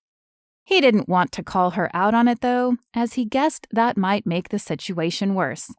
So he decided to play along and hope that his gut feeling wasn't right. Thank you. I appreciate it. Have a good day. Oh, I will. You too. Israel nodded, though he still felt uneasy about the whole exchange. However, there was little he could do about it. So he attempted to push it from his mind and return to his previous joyful feeling about the weekend, and Tiffany in particular. In fact, a stop by the childcare room just to say hello might be exactly what he needed. Tiffany was reading to the kids when he reached the door. He didn't want to interrupt her, but she glanced up and smiled before lifting a finger to tell him to wait a moment. As she finished the story, Israel listened to her melodic voice and realized he could envision her reading to their children in the future. Wait, he needed to take a step back. He couldn't really be thinking about marriage after just 2 dates, could he? But he knew it was possible. His own parents had gotten married just a few months after they began dating. But that was a different time, and in Mexico. Hey, I was just going to come find you, Tiffany said, startling him out of his thoughts. You were? Did you need something? Is the sink clogged again? He scanned the room behind her, looking for any obvious issues.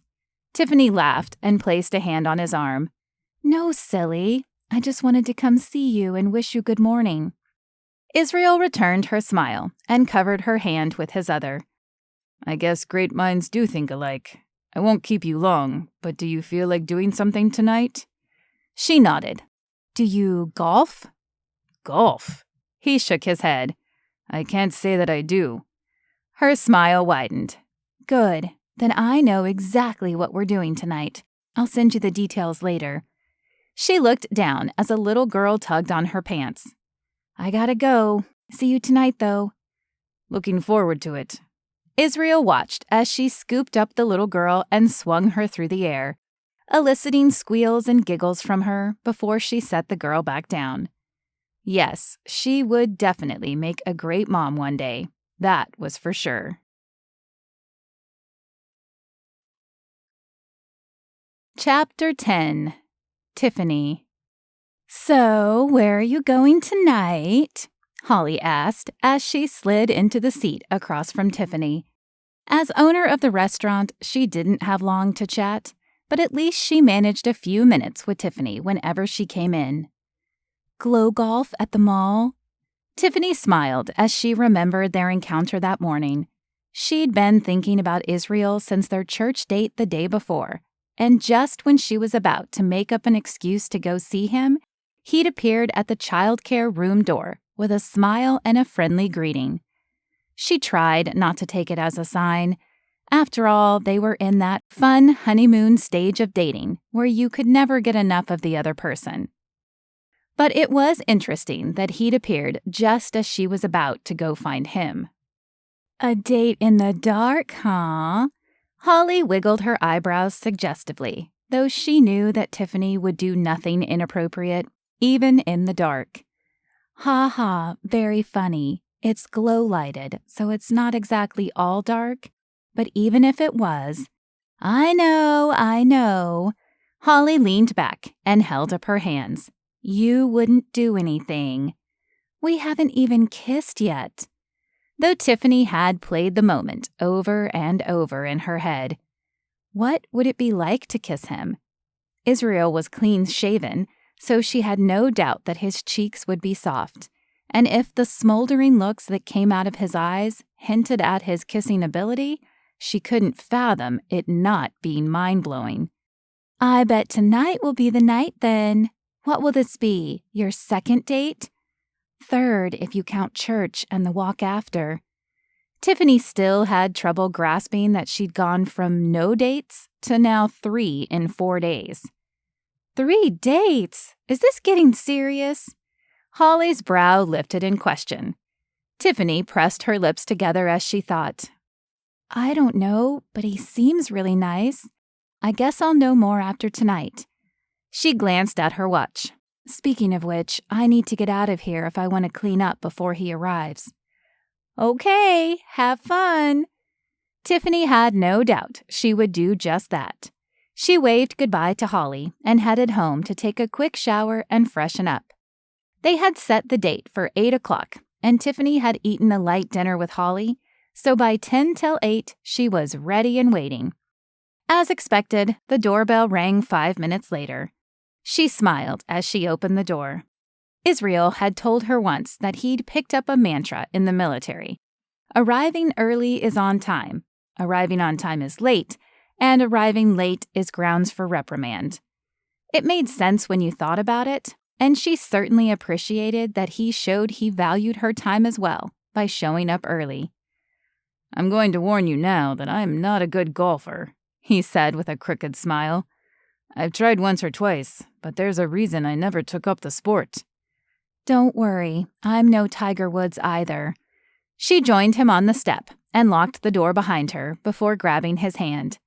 "Besides, it's glow golf, which means it will be dark and hard to see. How good can we be expected to be?" "I guess we'll find out." He opened the truck door for her, helping her up, and 20 minutes later they were pulling into the mall parking lot. The mall had once been a bustling center of activity with a plethora of stores, a movie theater, restaurants, and more. But with the increased ability to purchase items online, many of the stores had gone out of business. Now the large structure was mostly empty, housing only the golf course, the movie theater, and a few restaurants that operated at minimal capacity, mainly for the employees of the golf course and movie theater.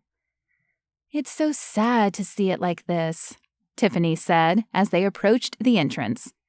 "When I was young, this place was always busy. I remember begging my father to let me come and just walk around when I was in high school. Now I'm not sure if the local high schoolers ever come here." "What happened to it?" Israel asked, holding the door open for her. She shrugged. "Amazon and other online businesses? Why drive to a mall when you can just get what you need delivered to your door? That's why only the experience type things have lasted. You can get a sweater dropped at your doorstep, but watching someone play glow golf just doesn't have the same appeal. The sense of sadness grew more palpable as they walked to the golf center. With all the storefronts closed, it looked more like a ghost town and less like a mall. Maybe there's something we can do to help the local businesses come back, Israel said, glancing around. I'll talk about it with Chance. Really? Tiffany hadn't thought she could like Israel more, but his offer to help bring businesses back that he'd never even known touched her heart.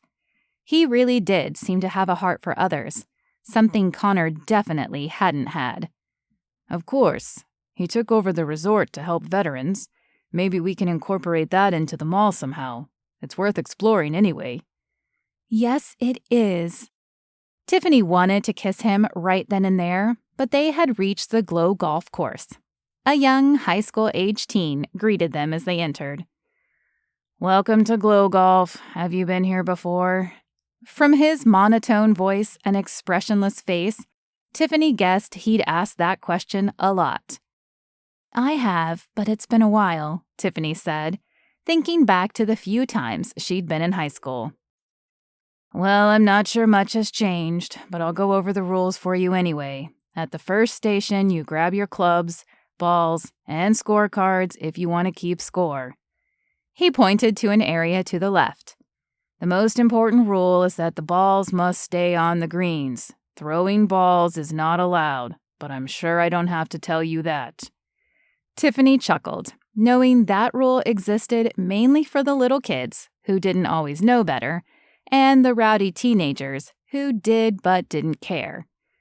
Second, only one person on the green at a time, and you can't jump ahead of anyone just because they're slow. The last hole will take your ball, signaling you are finished. Are there any questions? Tiffany felt sorry for the poor kid. It was obvious he felt ridiculous pointing out the rules to them, but it was part of his job. His boss had probably drilled it into his head that everyone got the same spiel, no matter how old or responsible they looked. I think we've got it, right, Israel? A tiny smile tugged at his lips. Yeah, I'm pretty sure we're clear. Thank you. The teen looked relieved as he motioned for them to go to the first station. I do not envy his job, Israel said as he pulled a club from the container. Me either. Can you imagine having to give that speech 30 or more times every day?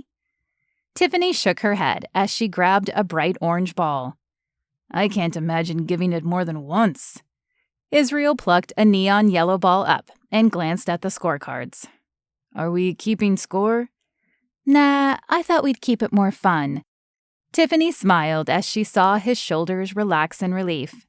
The glow course was separated from the outside area with walls, making it feel a little like a dark tunnel, as Tiffany set her ball down and tried to see where the hole was on the other side of the small green. They should really touch up the paint on this, she said, glancing around. I can hardly see where I'm supposed to hit. Me either, but maybe that's what makes it fun. He squeezed her hand and flashed a wink, sending a trembling sensation down to her toes. I guess we'll see. The flirtatious tone of her voice surprised her, but Israel simply motioned for her to begin. She craned her neck and squinted, finally picking out the hole behind the large impeding structure of an elephant that she wasn't sure she was supposed to aim for or avoid. There was a ramp at the base of the elephant's feet, so she took a chance and tapped her ball in that direction. It rolled up the ramp and disappeared in the darkness, but a second later there was a soft thump, and then it rolled into view again. A trick ramp. This was going to be more challenging than she remembered. She lined up to hit the ball again, this time aiming for the side bumpers, and after another 3 strokes, she managed to sink the ball in the hole. Took me 5. Think you can top that? I thought we weren't keeping score, Israel said, as he placed his own ball down. We aren't, technically, but how about a friendly wager? We won't keep an overall stroke count, but the person with the lowest strokes wins the hole, and the person who wins the most holes is the winner overall. Israel leaned against his club for a minute as he thought. Okay, but what does the winner get? A kiss was the first thought that flew into Tiffany's head, but she couldn't say that. Could she? Winner gets to choose. There, that ought to leave it open. If she won, she could choose a kiss. And if he won, she'd get to see what he wanted most. Choose what? Tiffany shrugged. Whatever they want. What we do next, the next date. She paused, hoping her innuendo hung in the air. Whatever they want. It wasn't an offer she would make with most men, but she knew that Israel thought the way she did. Even if he won, he would never choose something that would make her uncomfortable. You're on. Israel, having the advantage of seeing the ramp was a trap, aimed his ball toward the bumper and managed to make the hole with only 3 strokes. He grinned at her as he scooped up his ball. Guess I won that one. So you did. She stepped aside to allow him to place his ball down on the next green. He looked at her, and even though it was dark, she could see the confusion on his face. With a smile, she motioned for him to step in front of her. Winners go first on the next hole. His teeth glowed in the dark as his lips parted in a smile. I see what you did there. Tricky, but I think I'll still win. He placed his ball down and then searched for the hole before sending the ball flying again. He was a better golfer than he claimed, and by the time they reached the last hole, the game was over. He had 9 wins to her 8, so the best she could hope to do was tie him, but she was pretty sure she was going to lose the bet. However, she didn't mind. She couldn't remember a time she'd had more fun, and a part of her wanted to see what he would choose if he won. 4 strokes, she said, as her ball fell into the hole at the end. Pretty sure you've got this in the bag. He grinned at her as he placed his ball down. You never know what can happen. While that was true, Tiffany felt like she would be a winner either way. She held her breath as he tapped the ball the first time, sending it shooting up the ramp and out the other side. Now he simply had to make it under the rotating windmill blades, and he would be home free. As if endowed with extra luck, it sailed through the blades and into the hole with the very next shot. Huh. Well, I guess I won. He seemed almost shocked as he stared at the dark hole his ball had disappeared into. I guess you did. Winner gets to choose, so what do you want? Israel stepped closer to her, his eyes devouring her face. A surge of heat blossomed between them, and Tiffany felt as if they were enclosed in their own private bubble. What would you have chosen if you won? She bit her bottom lip, unsure if she should tell him. Would it be too forward? Somehow, with the intensity flowing from his gaze, she doubted it. I would have asked for a kiss. Her words were soft and breathy. He took the club from her and laid them both aside. Then he stepped closer, placing his hands on her chin. Well, I guess great minds really do think alike, because that is exactly what I was hoping for, too. It had been a long time since Tiffany had kissed anyone, and though she knew it was cliché, she felt like her heart stopped beating in her chest as he held her gaze. His thumb brushed across her cheek, sending goosebumps erupting like tiny soldiers down her arms. And while she wanted the kiss to happen, she also didn't want this moment to end. As if her face was a book, Israel's eyes read every inch of her visage before he tilted his face and placed his lips upon hers. She did not hear fireworks or bells. Instead, the moment he touched her lips, she felt as if the world had stopped, literally paused on its axis and stopped spinning for this moment in time. Tingles shot throughout her body, followed with a feeling of pure contentment, as if in his arms was the place she had always been meant to be. Wow, she said when the kiss ended and he pulled back. His hands were still on her cheeks, warm and soft. That was worth repeating, he finished with a smile, and Tiffany couldn't have agreed more. Unfortunately, their moment was interrupted by a rowdy group of teenagers who had come up behind them. "Get a room," one said, pointing his club at the hole. "You're blocking our play." "Sorry." Tiffany felt the heat rush to her cheeks as Israel grabbed their clubs and they exited the course. They dropped their clubs off and paid the bill, still chuckling as they exited the course and headed back toward the car. "That was embarrassing," Tiffany said, cutting him off. He grabbed her hand and pulled her close to him. "I was going to say amazing." Heat crawled up her neck as his eyes held hers.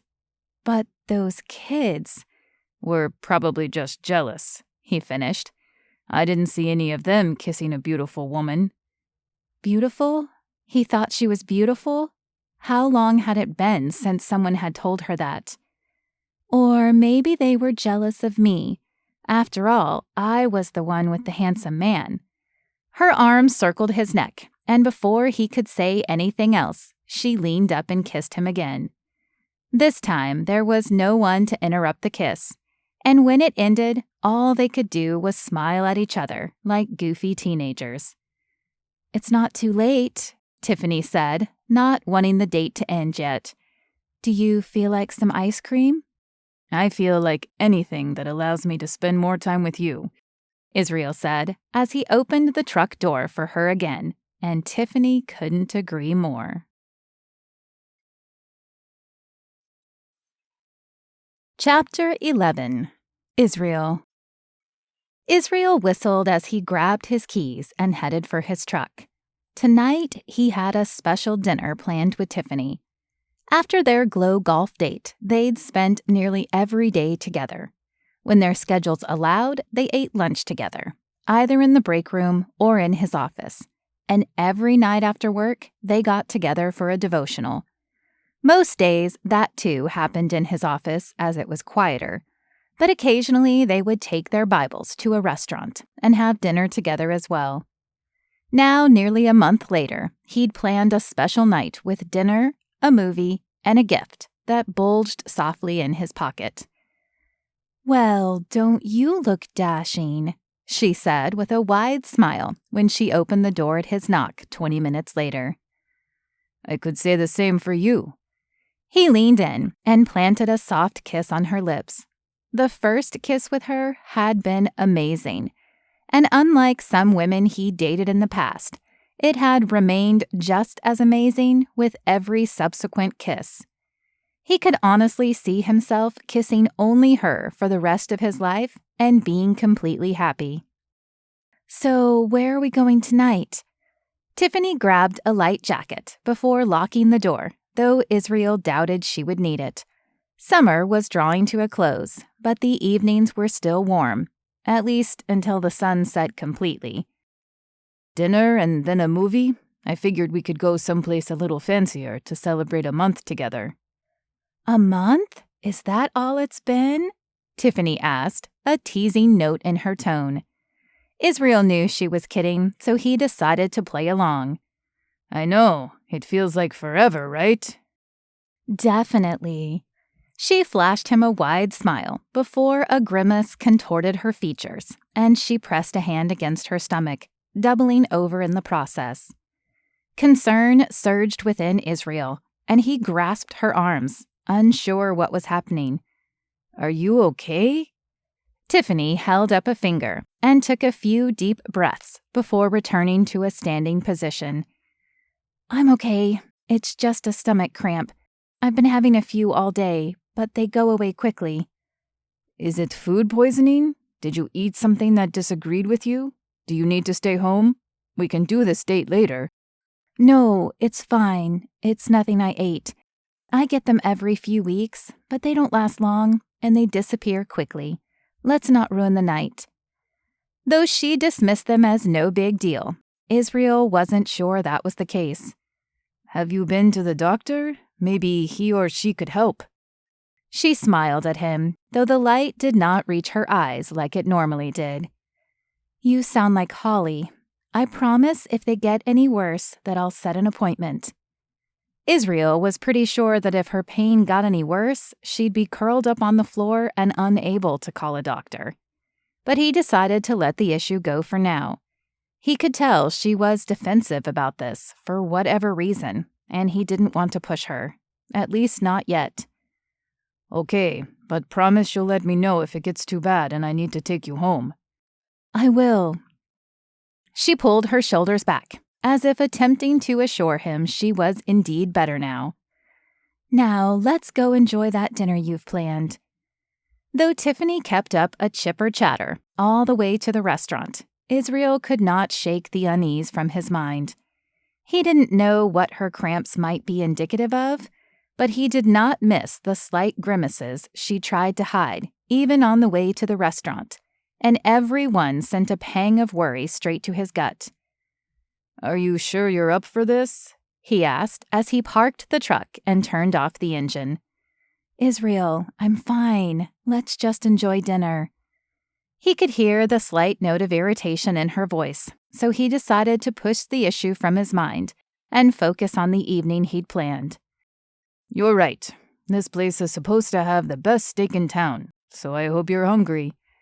He flashed what he hoped was a smile that did not show his reservations, before hopping out of the driver's side and hurrying to her side to open the door for her. He knew that some women in the current culture found the gesture insulting, but his mama had always told him to offer, and thankfully, Tiffany seemed to appreciate the act. He took her hand as they crossed the parking lot, and though he tried to keep his focus forward, he could not help sneaking glances at her to make sure there were no more grimaces. When they reached the door, he finally allowed himself to relax a little. The hostess greeted them and led them to a candlelit table, complete with a crisp white tablecloth and sparkling silver flatware. Israel pulled out Tiffany's chair for her before taking his own seat and thanking the hostess. This place is beautiful, Israel, but what made you pick it? Tiffany asked, as they each took a menu. You mean besides the fact that I wanted to take my girlfriend somewhere nice? He asked, enjoying the way the word girlfriend sounded as it escaped his lips. A soft pink spilled across her cheeks. Yes, other than that. When my family came to America, we lived in Texas for a time. I fell in love with the taste of steak, and I honestly haven't had a good one in a while, so their claim better be true. Tiffany smiled. Well, if it isn't, maybe we can convince Holly to make you one. She's an amazing cook. She cooks too? I thought she just owned the restaurant. Israel had gotten to know Holly a little better over the last month, but he'd had no idea she was a chef. Tiffany nodded as she picked up her menu. She does. In fact, I think she may have started as a cook. She still cooks occasionally at the restaurant. She sounds like a woman with many talents, but she still pales in comparison to you. Israel smiled before picking up his menu as well. A silence fell between them as they perused the offerings. Israel, is that you? A feeling of anxiety erupted in Israel's stomach as he recognized Sophia's bombastic voice. Ever since the incident where he had asked her not to give him free coffee anymore, she had backed off and only smiled and waved when he passed her. He had even ventured into the coffee shop once or twice since then, and she'd been on her best behavior. Friendly, but not flirty. So why was she making a scene now? Hello, Sophia, he said when she paused at their table. I'm sure you know Tiffany. Sophia stiffened as she turned to look at Tiffany, but her voice kept the same sugary tone. Of course, Tiffany. So good to see you. She turned back to Israel. I had no idea Tiffany was the woman you were seeing. How nice. It is. In fact, we're celebrating 1 month together. He let the word trail off, hoping she would get the hint and leave them alone. Of course. Well, it was good to see you again. Don't be such a stranger. She placed her hand on his shoulder for just a moment before sauntering off. What was that about? Israel could hear the defensiveness in Tiffany's tone, though it was obvious she was trying not to let it show. He shook his head, wishing he had a better explanation than what was about to come out of his mouth. I don't know. When I first started at the resort, she was pretty flirty and gave me a free coffee. To be honest, it made me uncomfortable, so I never went back. After our first few dates, I came into work one day to find a coffee on my desk. I told her I was seeing someone and didn't feel comfortable taking free coffee, and she agreed to stop. I've barely spoken to her since then. Well, it seems like she's still interested in you. It doesn't matter what she's interested in, he said, reaching across the table to take her hand. The only one I'm interested in is you. For a moment, he wasn't sure she believed him, but finally her eyes softened and she squeezed his hand. I'm sorry. You're right. You can't control her actions, and I trust you. It's just my last relationship. She shook her head, but Israel understood. She'd told him about her last serious boyfriend and how he'd not only made her feel stupid for wanting a different dream than what society thought women should want, but also how she'd found out after she'd broken up with him that he'd been cheating on her as well. Talk about a double hurtful blow. Hey, I understand, but unlike that last guy, I'm glad you want to be a mom, and I'm not looking to date anyone else, okay? The corners of her lips lifted in a small smile before another grimace distorted her features. Her hand slipped from his grasp as it flew to her stomach. Tiffany? It's okay. But from the pained tone in her voice and the breathy words, it was clearly not okay. Israel felt helpless as he watched her eyes squeeze shut and lines dig deep creases on her forehead. What can I do? Should we go to the doctor? She shook her head. No, just give me a minute. Giving her a minute and watching her body contort in pain was not what he wanted to do. He wanted to soothe her, to take the pain away, anything to ease her discomfort and bring her smile back. After another few deep breaths, Tiffany's expression softened once again. I'm going to visit the bathroom, but I'll be right back. Israel could only nod as she got up from the table and walked away, unsure what else to say. What was going on with her, and why wouldn't she go to a doctor? Is your date over already? Israel didn't think he could feel any worse, but having Sophia appear at his table again did the trick. No, she just went to the bathroom for a minute. Look, now is really not a good time. An expression of hurt crossed Sophia's features as her eyes widened and her hand flew to her chest. Well, I'm sorry. I just saw you sitting over here all alone and thought I would come see if I could help. Israel? And now the situation had gotten as bad as it could. At least he was pretty sure it couldn't get worse. Tiffany, He pushed back his chair and stood, trying to see her behind Sophia. I think I'd like to go home after all. Her tone was emotionless and cool, and her eyes did not meet his. But we haven't ordered yet, and His hand went to the gift for her that was still in his pocket. This date was not going as planned. I can see you two need to talk, Sophia said, glancing between them before slinking off again to wherever she had come from. Just take me home, Israel. I'm really not feeling like dinner right now. Israel hated the resignation he heard in Tiffany's voice, but he had no idea how to make it better. Of course, I'm so sorry. He pulled a $10 bill from his wallet and placed it on the table. They'd only ordered water, but he knew they would still have to clear the table and reset it.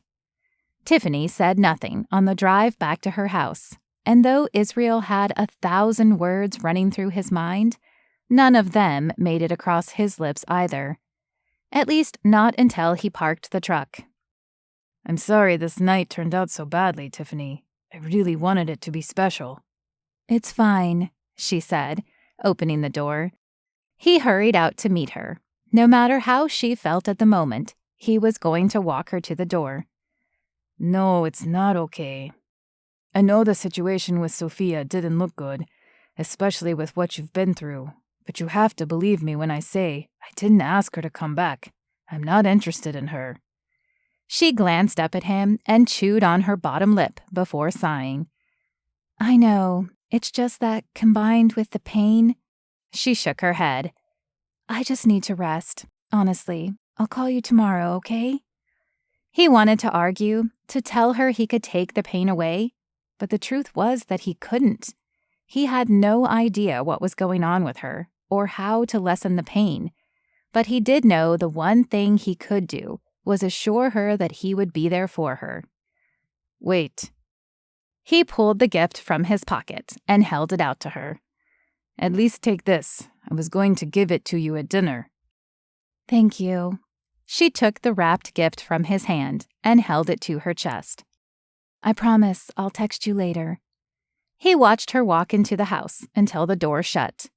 Wishing there was more he could do, he turned back to the truck. It wasn't until he touched the door handle that he realized she'd changed from calling him later to texting him later. With a sigh, he opened the door and climbed in. He could only hope that whatever was going on with Tiffany would get better and she would let him help her. Chapter 12. Tiffany. Uh-oh, that's not a good sign, Holly said, when she entered that evening and found Tiffany curled up on the couch with a heating pad and a pint of ice cream. What happened? She asked, setting down her purse and tapping Tiffany's legs for her to make room on the couch. Tiffany curled her knees up and sighed. It started out okay, but then my stomach started hurting again, and then Sophia showed up at the restaurant, and she was all flirty with Israel. Holly tapped her lap to let Tiffany know she could place her feet back down before asking, Who's Sophia?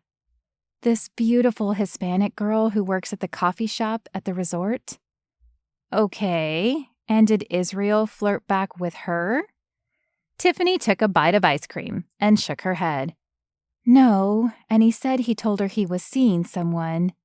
But you don't believe him? Holly interrupted. Tiffany lifted one shoulder in a small shrug. I don't know. I guess I do, or at least I did. But then my stomach started hurting again, and I excused myself to go to the bathroom. When I got back, she was at the table again. Wait, your stomach pain is back? Tiffany blinked at her friend. Did you miss the part where I said the beautiful woman was at our table again? Holly looked at her as if she'd just sprouted 3 horns. No, I just dismissed it like you should have done. Look, I don't know this, Sophia, but I do know Israel, and he is crazy about you. Did he seem like he was interested in her? Ask for her number, smile, or flirt with her? Tiffany shook her head. No. Exactly my point. I don't think you were even concerned about this, Sophia. I think you used it as an excuse because of the pain. Am I right? Holly fixed her with a pointed stare. Tiffany bit her lip. She had excused herself because the pain had gotten so bad, she was afraid she would make a scene at the table. And when it didn't disappear after her visit to the bathroom, she decided she would have to ask him to take her home. Holly was right. Sophia had been a non sequitur, a convenient cover-up so she didn't have to tell Israel how bad the pain was. I guess you're right. Tiffany sighed as she glanced over at the wrapped gift that she still hadn't opened. At least it wasn't small enough to be a jewelry box. I made a mess of things. Holly smiled and then reached for the ice cream. Maybe tonight, but I'm sure Israel will forgive you. We need to talk about this pain, though. You need to go see a doctor. You promised you would if it got worse. Tiffany bit the inside of her lip. She'd been avoiding the doctor, mainly out of fear. What she didn't know couldn't hurt her, right? Tonight's pain had been bad, though. Bad enough that she'd booked an appointment for the following day with her doctor as soon as she'd gotten home. I know, I have an appointment for tomorrow. Good, you've put it off long enough. A yawn spilled out of Holly's mouth. I'm sorry, guess I'm pretty tired after a long day. Is there more, or are you okay now? I'll be okay. At least she would be, after she sent off an apology text to Israel. All right, I'll see you in the morning then. Holly handed her back the now almost empty pint of ice cream and left the room. Tiffany scraped the walls of the container, scooping up the last spoonful and savoring the taste. Her gaze slid again to the wrapped gift that had been sitting at the table, begging to be opened ever since she'd gotten home. Leaning forward, she placed the container on the table and grabbed the gift. It was small and rectangular, almost like a book. But what kind of book would he have gotten her? They'd discussed their favorite books and authors, but she couldn't imagine him getting her one of those books. She slid her finger into the crease and peeled back the paper, revealing a leather-bound journal. With a smile, she thought back to the conversation they'd had, where she'd mentioned she didn't often know when God was talking to her. I keep a journal, Israel had said, and I write anything that comes to mind after reading or praying. It doesn't always make sense the day I write it, but as I keep adding to it, God's words start to appear. A smile parted her lips as she opened the cover. He'd remembered the conversation and got her a journal of her own. Her eyes filled with tears as they landed on a picture of the two of them pasted on the front page. It was from the night of their first kiss, and both of their smiles were wide and bright. Underneath, he'd scrawled a message. So you can keep track of what God is telling you as we go through life together. Israel. Go through life together? Was he thinking about the future already? She definitely had, but she was a woman, and she knew women did that more often than men. To know he was already picturing it as well warmed her heart, and dialed up the guilt she was feeling at the same time. She should have just explained the situation to him, but she'd been afraid he would ask her questions about the pain. Questions she didn't have the answer to, and questions she'd been avoiding, because a part of her feared that her little pains were but a piece of a much bigger issue. She bit her lip as she grabbed her phone and opened the message app to send him a note. A call would be better, and she knew it, but it was late, and she told herself that she didn't want to wake him if he was asleep. In actuality, she was being a bit of a chicken and hoping to avoid a conversation until she knew what was wrong. She could call him tomorrow, after her appointment. I'm sorry about tonight. I overreacted about Sophia and let my head get clouded with fear and pain. I'm feeling better, and I opened your gift. It is perfect and so thoughtful. Thank you so much. Talk to you tomorrow? Part of her wanted to stare at the phone and wait for a response, but she knew that if she did, and he didn't answer right away for whatever reason, that she would be tied up in knots all night, and she needed to rest before her appointment tomorrow. So with the last bit of resolve she had, she turned the phone off and headed to bed. The next afternoon, Tiffany chewed on her bottom lip and tapped her feet against the side of the bed as she waited for the doctor to return. What was taking her so long? Did that mean the news was good or bad? Finally, the door opened, and the doctor stepped inside. Well, Miss Baxter, it appears you have endometriosis. That is what is causing your pain.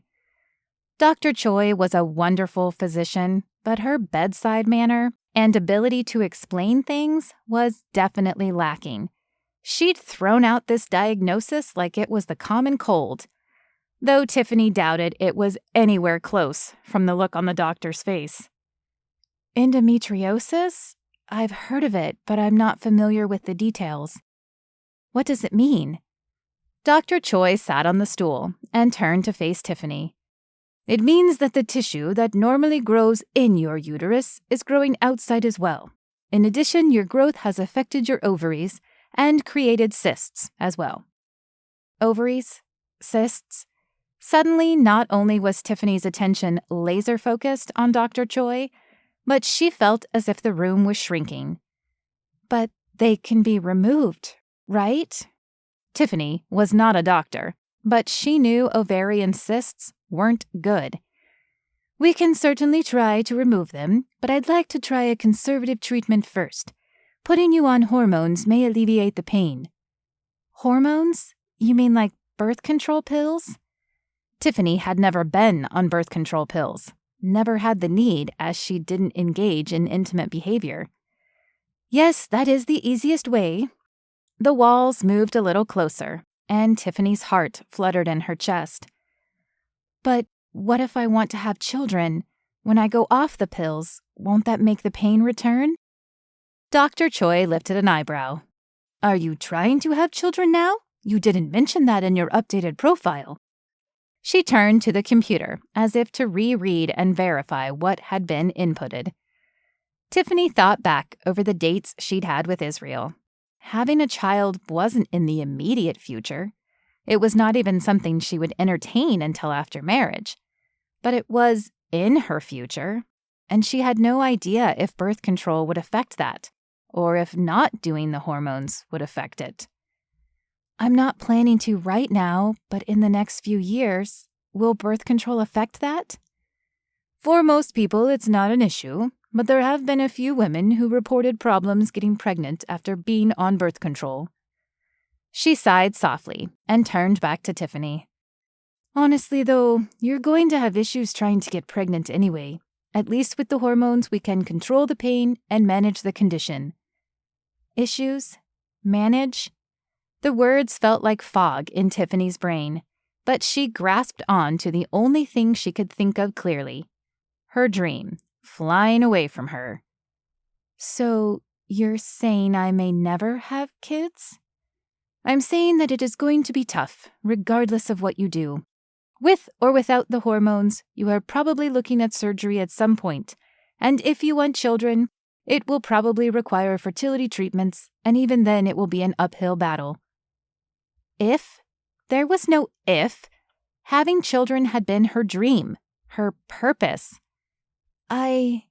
Tiffany blinked, no words forming in her mind.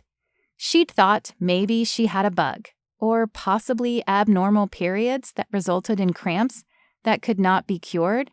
But to find out she might never be able to have children, she wasn't prepared for that. Are you okay, Miss Baxter? Okay? What did that even mean? Everything she'd planned for now seemed like a crumbling house of cards, one that she could never rebuild, regardless of how careful she was. I don't know. Can I have a few days to think about it? Of course, but the sooner we get you started on the treatment, the sooner your symptoms will improve. Symptoms? Who cared about a little pain when she might never have children? I hear what you're saying, but I just need to process first. That is understandable. I'll put the prescription in your file, and you can fill it when you're ready. When she was ready, she would never be ready. Filling it, no matter how much physical relief it brought, would also be a daily reminder that she might never have children.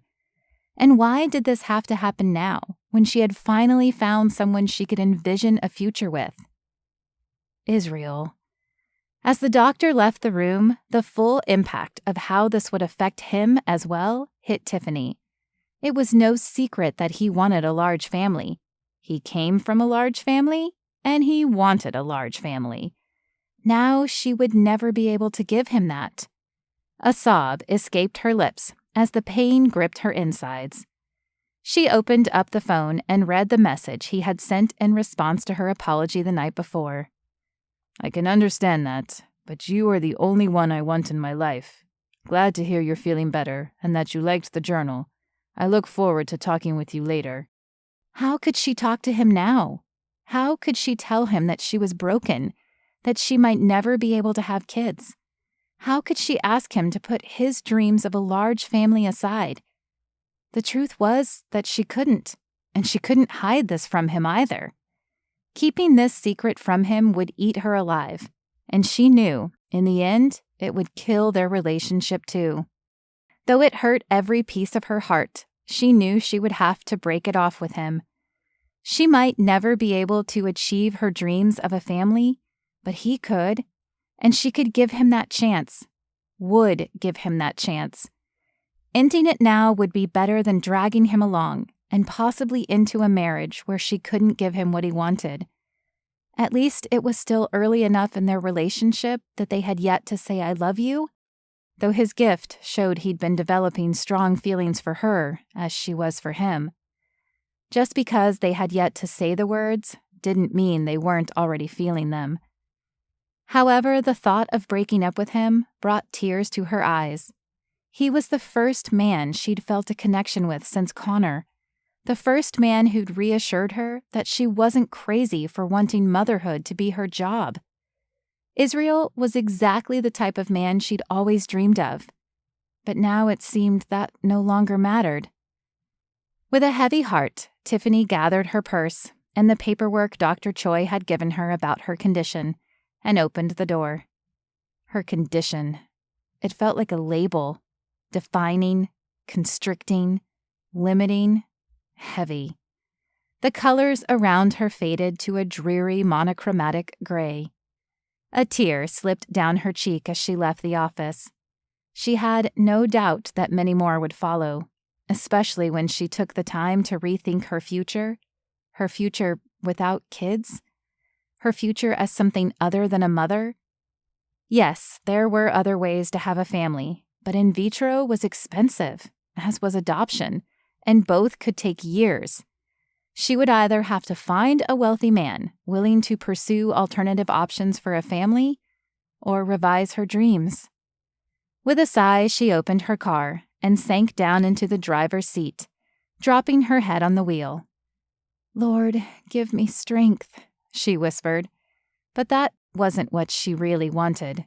What she really wanted was to reverse time, to never make this appointment.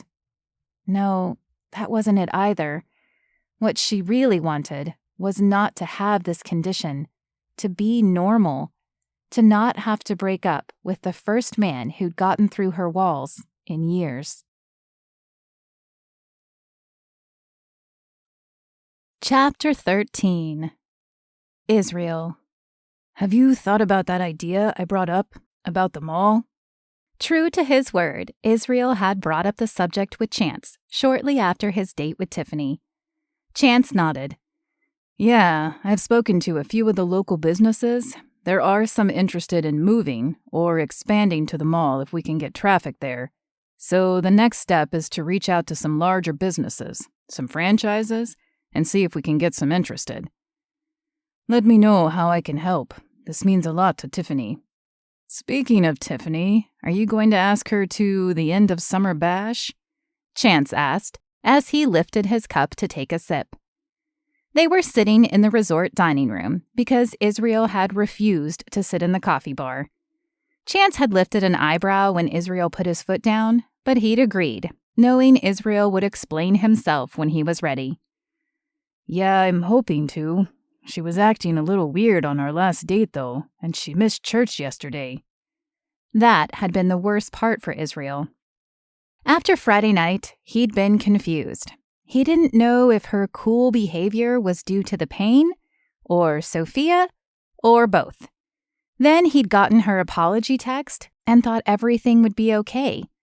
But he'd waited all Saturday for a call from her, a call that never came. He'd been about to call her when a text had arrived stating she was still feeling sick and wouldn't be at church. He'd offered to come over and help her, but she'd declined, leaving Israel wondering yet again if he'd done something to upset her. Little lines erupted on Chance's forehead as it scrunched together. What do you mean weird? Man, I wish I knew. When I picked her up Friday night, she kept grimacing in pain. Then we ran into Sophia at the restaurant, and even though I told her nothing was going on, she asked me to take her home early. We didn't even eat dinner before the date ended. Chance chuckled and glanced back toward the coffee bar. Is that why you didn't want to sit in the bar? Israel nodded.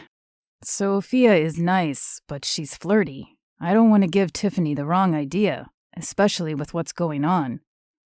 The concern returned to Chance's face. What is going on? Did she tell you what the pain was about? No, she just told me she was still not feeling well and would miss church. Is she at work today? Chance shrugged. I think so. I don't remember Mary Beth saying she needed coverage for her. Look, I'm sure it's nothing. It was probably one of those 24-hour things that hit you hard, and then after a good sleep, it's gone. Maybe it was just something she ate. Or maybe it was that time of the month. Dude. Israel fixed a pointed stare at his friend. Chance held up his hands in surrender. Hey, I'm not a woman. I just know cramps are a real thing. While that was more information than Israel wanted to think about, it did ease his anxiety a little. All of those could be possibilities, and she had apologized both the night of the failed date and the next day about church. He probably was overthinking things. You're right. I'll ask her tonight. Are you and Mary Beth going? We're kind of in charge of the thing, so we have to be there. Thankfully, a few of the girls who work with Tiffany were free to work that night. I'm sure we won't be the only couple wanting to attend who has a kid. Speaking of which, did you talk to Tiffany about your wish list for your own basketball team? Israel laughed at the memory. Before the accident on the last deployment he and Chance had been on, they'd been discussing lost loves and future romances. Israel had jokingly stated that since he was so terrible at basketball, he hoped to have enough kids to make up his own team so they could all improve together. Well, I didn't tell her that, but we did talk about kids. She wants a big family too, so I don't think I'm going to scare her away with that. Chance leaned back in his chair. Wow, you've already had the kids talk? How serious is this? Israel bit the inside of his lip. He'd probably already said too much, especially since he had no idea where Tiffany stood on their future yet. They hadn't officially said they loved each other, though it had almost slipped out of Israel's mouth more than once. I'm not sure yet, but I could see it getting there quickly. Right on, man. I'm so happy for you. Chance's smile was wide and genuine, and Israel warmed, knowing that Chance was a man of his words and meant what he said. With a glance at his watch, Chance pushed back and stood. I'd love to chat more, but I have a meeting in 10 minutes, and my office manager gets testy if I'm late. Your office manager or your wife? Israel asked with a laugh, following suit. She's just my manager here, though I have to tell you that working with your wife has its perks, Chance said with a wink. But hey, maybe you'll find that out for yourself soon. Israel shook his head and followed his friend to the entrance. As the childcare room was on his way to his office, Israel decided to stop in and ask Tiffany to the bash before he lost his nerve. Though they'd been dating for the last month, her behavior over the weekend had stirred up a feeling of insecurity that sent his heart thumping in his chest. The top half of the child room door was open when he arrived, allowing him to locate Tiffany in one corner, cleaning up toys, while another staff member read a story to the kids in the opposite corner. He knocked lightly on the frame, not wanting to just barge in, but hoping to get Tiffany's attention without interrupting the kids. She looked up, and he saw the recognition in her eyes, but there was no smile today. In fact, her whole countenance looked sad as she held up a finger to let him know it would be a minute, and then finished her task. He stepped to the side of the door, out of the view of the kids inside, and waited, wondering what had happened to wipe the smile from her face that generally resided there. "Hey, Israel, what can I do for you?" Even her voice was soft and slightly forlorn as she posed the question upon reaching him. Are you okay? You seem like something's wrong. She bit the bottom of her lip, something he'd never seen her do, and sighed. It's just been a long weekend of thinking and little sleep. Oh. He wanted to ask if there was more he could do for her, but there was an air about her that said she just wanted to get back to work. Well, I won't keep you, but I stopped by to see if you would accompany me to the bash Friday night. He'd dropped his eyes to the floor as he posed the question, his nerves taking over. But he lifted them to her face when he finished, hoping to see her familiar smile, the light in her eyes, something positive. Instead, though he wouldn't have thought it possible, she looked even sadder than before. He could swear tears glistened in her eyes.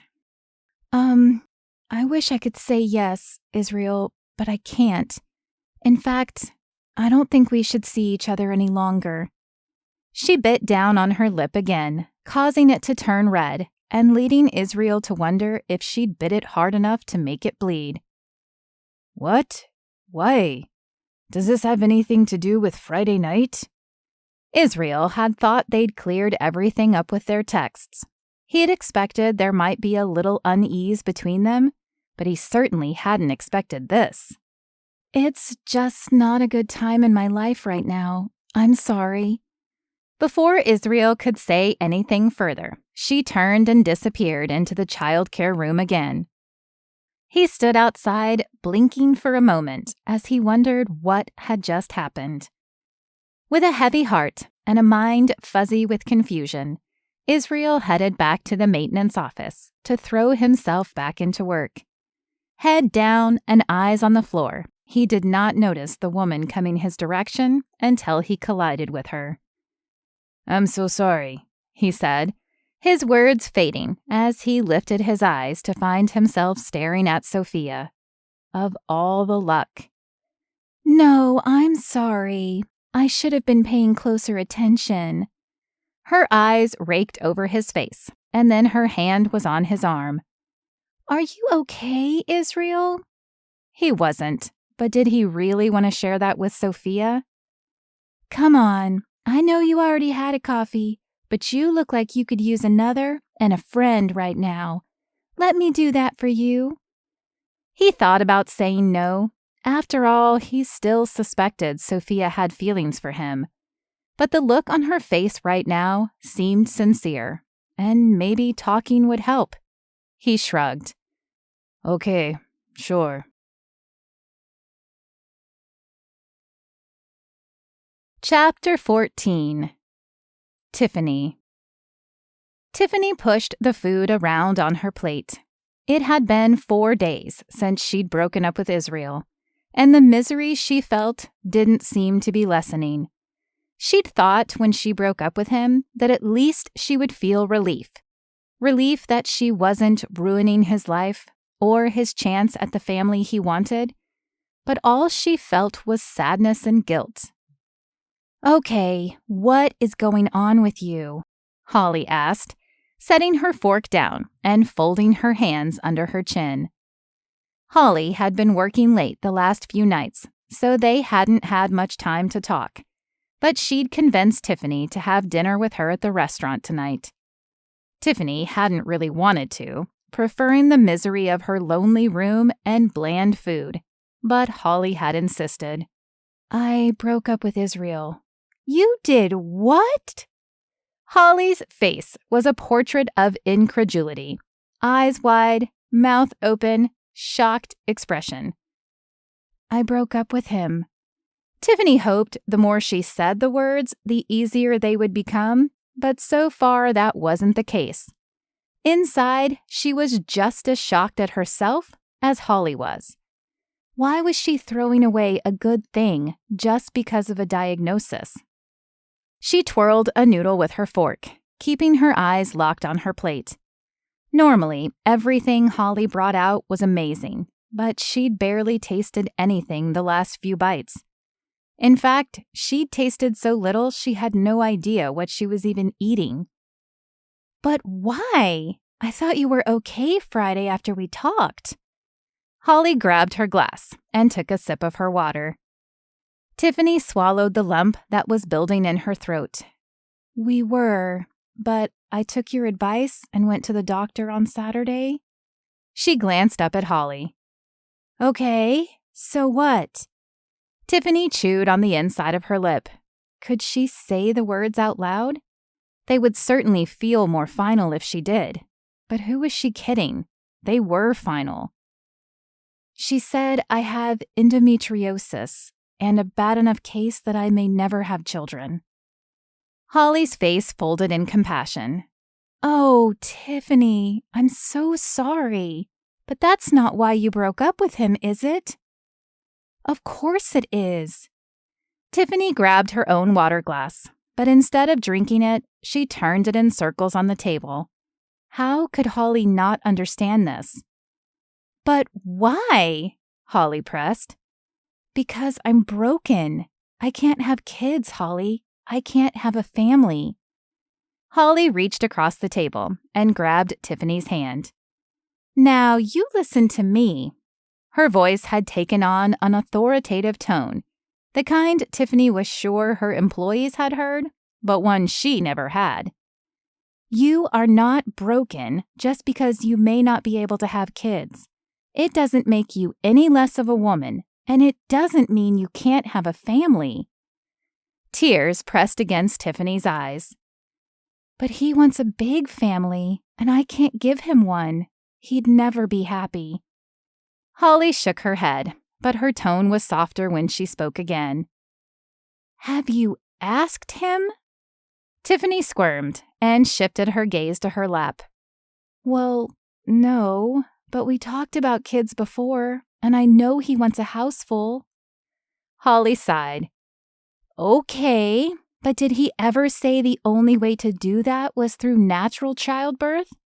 Or is it possible that he might be okay with filling that house through an alternative way? There are other ways to have a big family, you know. She began to check them off on her fingers. There's adoption, there's fostering, there's fertility treatments.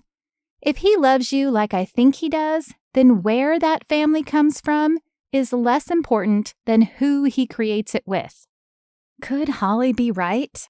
Tiffany had been so sore with emotion and upset that her dreams could never come true that she'd naturally concluded no one else would want her. But could she be wrong?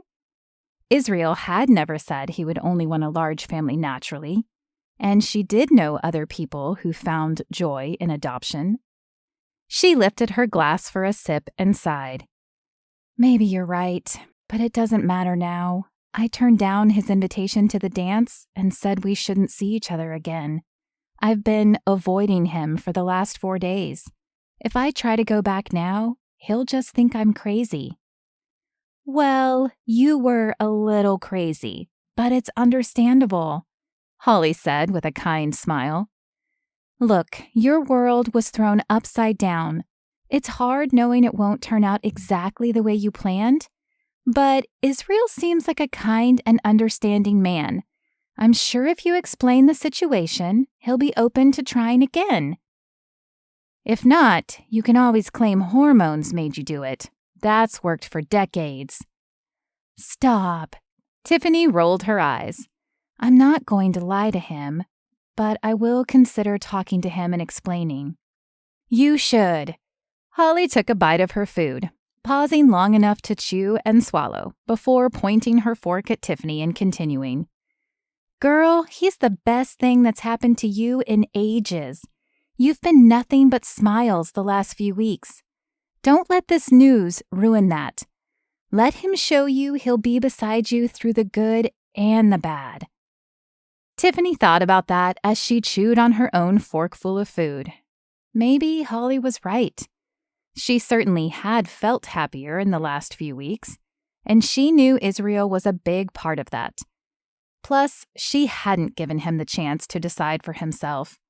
Maybe he would be okay with cutting his losses and running. But maybe, just maybe, he'd be okay with adoption or fostering as an option. Okay, I'll talk to him first thing in the morning. I'm not sure I'd wait that long, but you do you, Holly said with a small smile. Tiffany shook her head. It was already evening. Israel was off work and at home. What could possibly go wrong before she had a chance to talk to him in the morning? Chapter 15. Israel. Though he tried to keep a smile on his face, every day since Tiffany had broken up with him felt like the longest day of his life. He missed greeting her in the morning. He missed having lunch with her. But mostly he missed their evening devotionals. He'd tried to continue them on his own, but every time he sat down to read, tears would blur his vision, and he'd have to settle for praying to God and hoping he would forgive the lapse in reading his word. He didn't see Tiffany during the days at work, but that didn't keep him from thinking about her. And weirdly, though he never would have thought it possible, his daily chats with Sophia felt like the only thing getting him through. Since Monday, when she'd bumped into him in the hall, she'd stopped by for a few minutes on her way to work just to check in on him. Though most of the time it was a simple, "How's it going today?"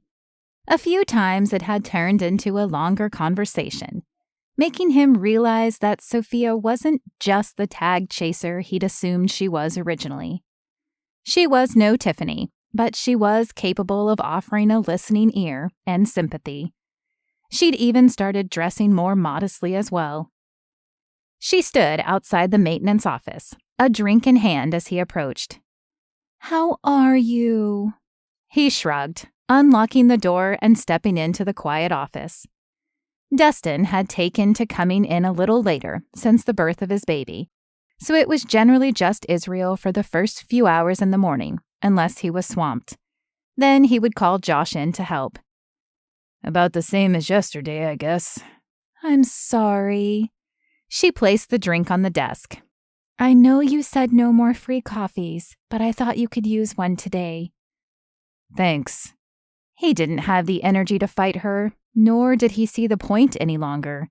She knew how he felt about Tiffany, even though they weren't together any longer. And she'd made no attempts to flirt with him the last few days. "I was thinking," she said, pulling a chair over to sit across from him.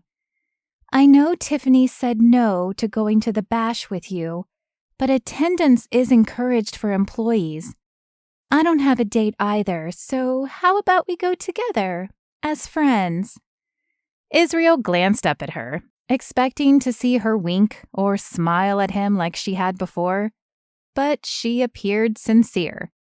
His initial impression of her was changing with the latest interactions, but he still wasn't sure he would be good company for anyone at the bash. Thanks, Sophia, but I hadn't really planned on going. From what Chance says, it's supposed to be a festive event, and I certainly don't feel festive right now. "I know, but you also can't stay home for the rest of your life. At some point, you have to get back to living, and this bash might be just the way to do that." She was right. At some point, he would have to get back to living, but he wasn't sure he was ready yet. I don't know, Sophia. I don't want to give you the wrong idea. I am in no way ready to date again. "And I know that too," she said, placing a hand on his arm. "Honestly, I just think it would be good for you to get out and be surrounded by friends. Sitting at home and wallowing in your misery only makes it worse." He bit the inside of his lip as he thought about it. Every part of him wanted to decline, but he would just be spending another evening at home and miserable, which sounded about as much fun as getting a root canal. He sighed before looking back up at her. You promise it will be just as friends? She made the sign of a cross over her chest. "I promise." Then her eyes lit up. "Oh, I'm so glad you said yes. I was not looking forward to going alone, but this will be great." Israel had his doubts that it would be great, but it was for a good cause, and it would get him out of the house. He just hoped he could get through the night without thinking about Tiffany. Chapter 16. Tiffany. The next morning, Tiffany rehearsed what she was going to say as she pulled into the parking lot of the resort. Nothing sounded quite right, but she'd just have to go with what felt best. A simple, "I'm sorry, can we talk?"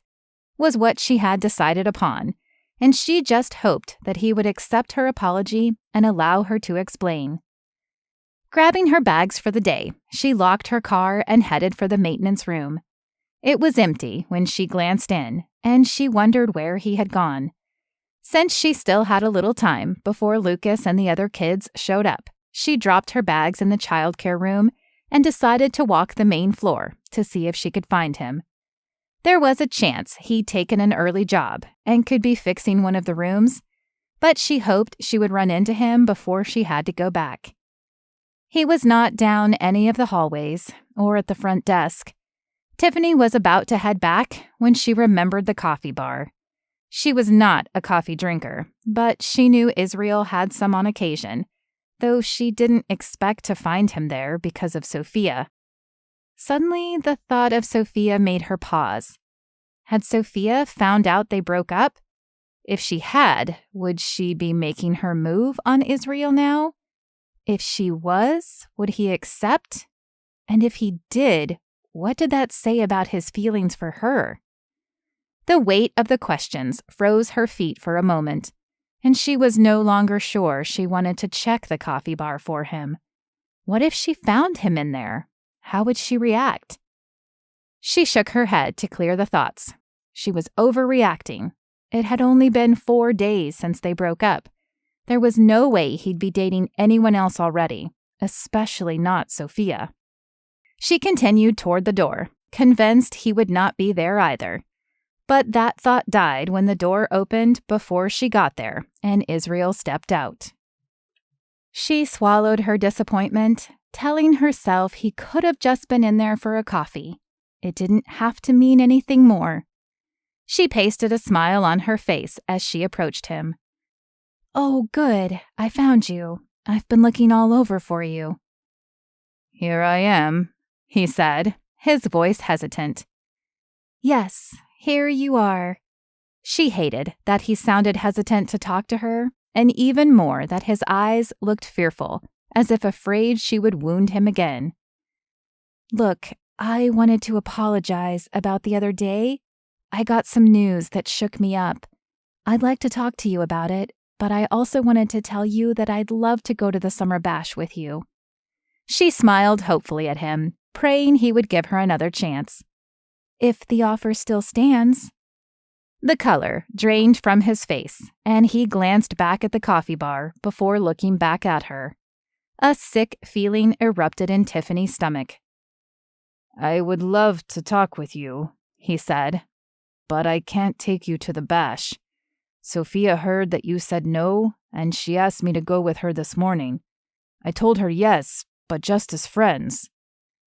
"Friends. Right." Tiffany pursed her lips together. Sophia, the beautiful Latina who had been hounding Israel for weeks. She probably should have expected that Sophia would make a move as soon as Israel was free, but she hadn't expected that he would say yes. He'd assured her that Sophia's attention made him uneasy. "I see. Well, I hope you have fun, and never mind about the chat. It doesn't matter anymore." "Tiffany," he called after her, "I didn't know you would change your mind." Well, he was right about that. He'd certainly wasted no time in going after the girl he claimed he had no interest in. It had only been 4 days. How could he have changed his mind so quickly? But then, maybe he hadn't changed his mind. Maybe he'd liked Sophia the whole time and had been lying to Tiffany when he said he didn't. As a tear slid down her cheek and she wiped it away, she realized how unfair she was being. He hadn't asked Sophia out or proposed marriage. He'd simply agreed to a date with the girl, and he'd done it after Tiffany said no to him. Rationally, she knew he wasn't to blame, but she didn't feel like being rational right now. Being angry felt so much better, though she wasn't sure if she was more angry at Israel or at herself. Once again, her lack of faith in people had made everything worse. Would she ever learn? When she reached the child care room, she splashed cold water on her face to reduce the puffiness she knew was coming, and then dried it off. There was no way she could pull off her cheerful self today, but perhaps she could make a trade. Crossing to her desk, she looked at the roster for who was supposed to work the bash tomorrow night. She'd declined the offer originally, thinking she and Israel would be there together, so 2 of her other girls, Allison and Harper, had accepted. She knew Allison needed the money, but Harper was about to start her senior year of high school and would probably take the night off. Perhaps she could convince Harper to cover her shift today and take the shift of the bash tomorrow night. She doubted she would be in a much better mood, but at least working the bash would keep her busy with the kids and not allow her to drown herself with thoughts of Israel and Sophia together.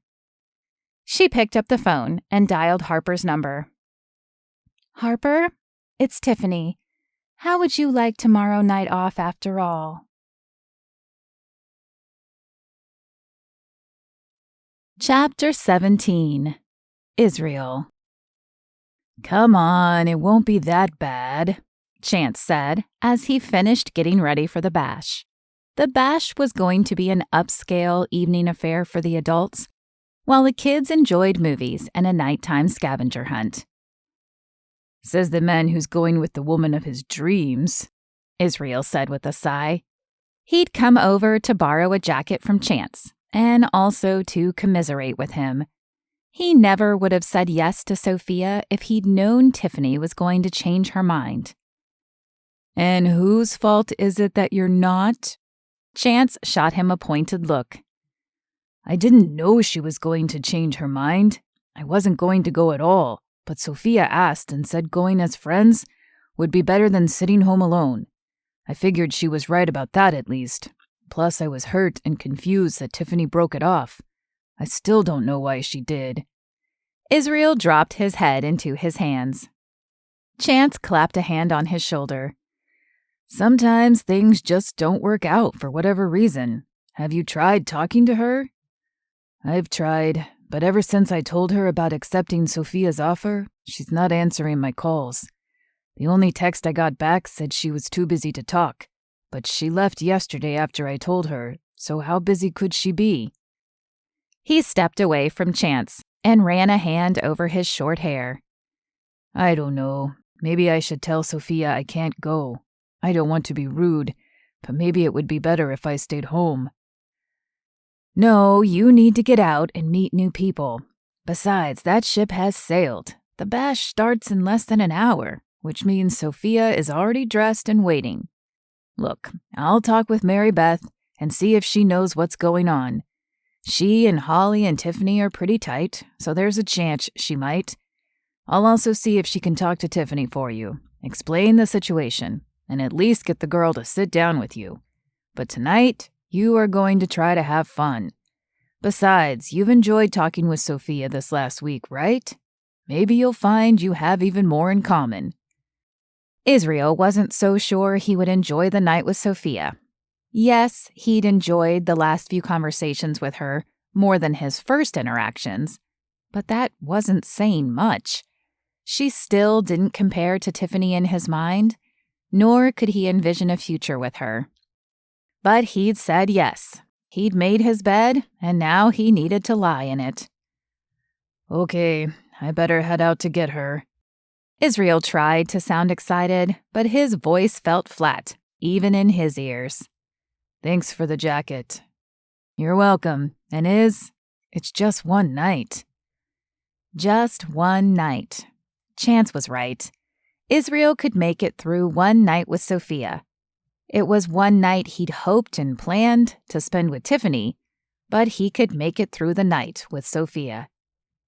She lived in a nice house not far from the resort, and Israel wondered what she saw in him. It was clear that she, or her family at least, had money, and he certainly didn't check that box. He wasn't poor by any means. He prided himself on living frugally, so he'd always put his hazard duty pay and enlistment bonuses in the bank, rather than spending them like so many other younger men. But he certainly didn't fit in with all the luxuriousness this house exuded. He pulled up to the front entrance and put the truck in park. But before he'd made it to the front door, it opened, and Sophia came hurrying out. She looked beautiful in her soft pink dress and shoes. Her long dark hair had been pulled into an updo that allowed curly tendrils to escape and bounce next to her neck. But even though she wasn't overly dressy, Israel couldn't help feeling he was still a few levels below her. Nor could he help wondering what Tiffany would have worn. He had an idea she would have pulled off a casual elegance that would have suited him to a T. "Is this what you drive?" Sophia had stopped short in front of the truck and now glanced around as if she expected another vehicle. Yeah, is that going to be a problem? He didn't like the slight derisive tone in her voice, or the way her nose had wrinkled as she posed the question. No, of course not. I was just expecting something different, that's all."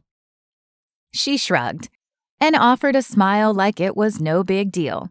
But it was a big deal to Israel. He worked hard for what he had, and he didn't need anyone looking down on him just because he wasn't wealthy. He opened the truck door for her, already dreading the rest of the evening, and then climbed into the driver's side. "You look nice," he said as he started the engine. As much as he didn't want to do this night, spending it in silence seemed even worse. "Thank you." She pressed her hand down her skirt as if smoothing wrinkles. "You look good, too." "I had to borrow the jacket from Chance, but thank you." "Oh, well, it's nice." Silence fell between them, and Israel wondered if the rest of the night would be like this. Sophia had never seemed to be at a loss for words, but as he thought back over the conversations they'd had, most of them had centered around his feelings for Tiffany, a topic he didn't want to discuss tonight. She'd listened attentively, but now he wondered if her listening had simply been a way to convince him to say yes to going out with her. Now that he'd said yes, it appeared they had little more to discuss. Again, he thought of the contrast between her and Tiffany. Moments of uncomfortable silence rarely fell between Tiffany and himself. Just another clue that he should have just stayed home. The resort parking lot was nearly half full when they pulled in. "Looks like it'll be a busy night," Sophia said. "Should be fun." Should be. Nice choice of words. Would be were the words he would have chosen if he were here with Tiffany. "Looks like it will raise a lot of money for the cause," Israel responded, attempting to push thoughts of Tiffany from his mind as he pulled into an empty space. Though it was only his second year running the resort, Chance had decided to make the End of Summer Bash a fundraising event. Last year, it had gone to veterans who needed help reincorporating into civilian life. Though it was a common problem, not many people seemed to know about it or how to fix it. Chance had sent the money to a local organization that helped veterans rewrite their resumes and also offered classes on needed skills and PTSD help. This year, the funds were going to organizations that helped family members who'd lost their loved one while in service. It would help pay for housing, school for the kids, etc. Israel loved that Chance gave back, and as much as he would have preferred to be here with Tiffany, he was glad to be a part of the humanitarian efforts. "Oh, that's right. I forgot it was for charity," Sophia said with a chuckle and a slight shrug of her shoulders. Forgot? Israel lifted a brow but said nothing. How could one forget a huge event like this was going to a charity? He turned off the engine and opened his door. But before he made it to the other side of the truck, Sophia had opened the door and stepped down. "Sorry, I meant to open it for you," Israel said. She lifted a brow at him. "Why?" I can open my own doors. Israel sighed and shook his head. Yep, it was going to be a long night for sure.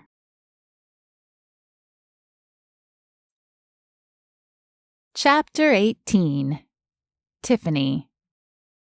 As Tiffany looked around the room, she wondered if she'd made a huge mistake. Working tonight had seemed like the perfect solution yesterday when all she wanted to do was get far away from Israel and Sophia. But now that she was here, she couldn't keep the thoughts of Israel from her mind.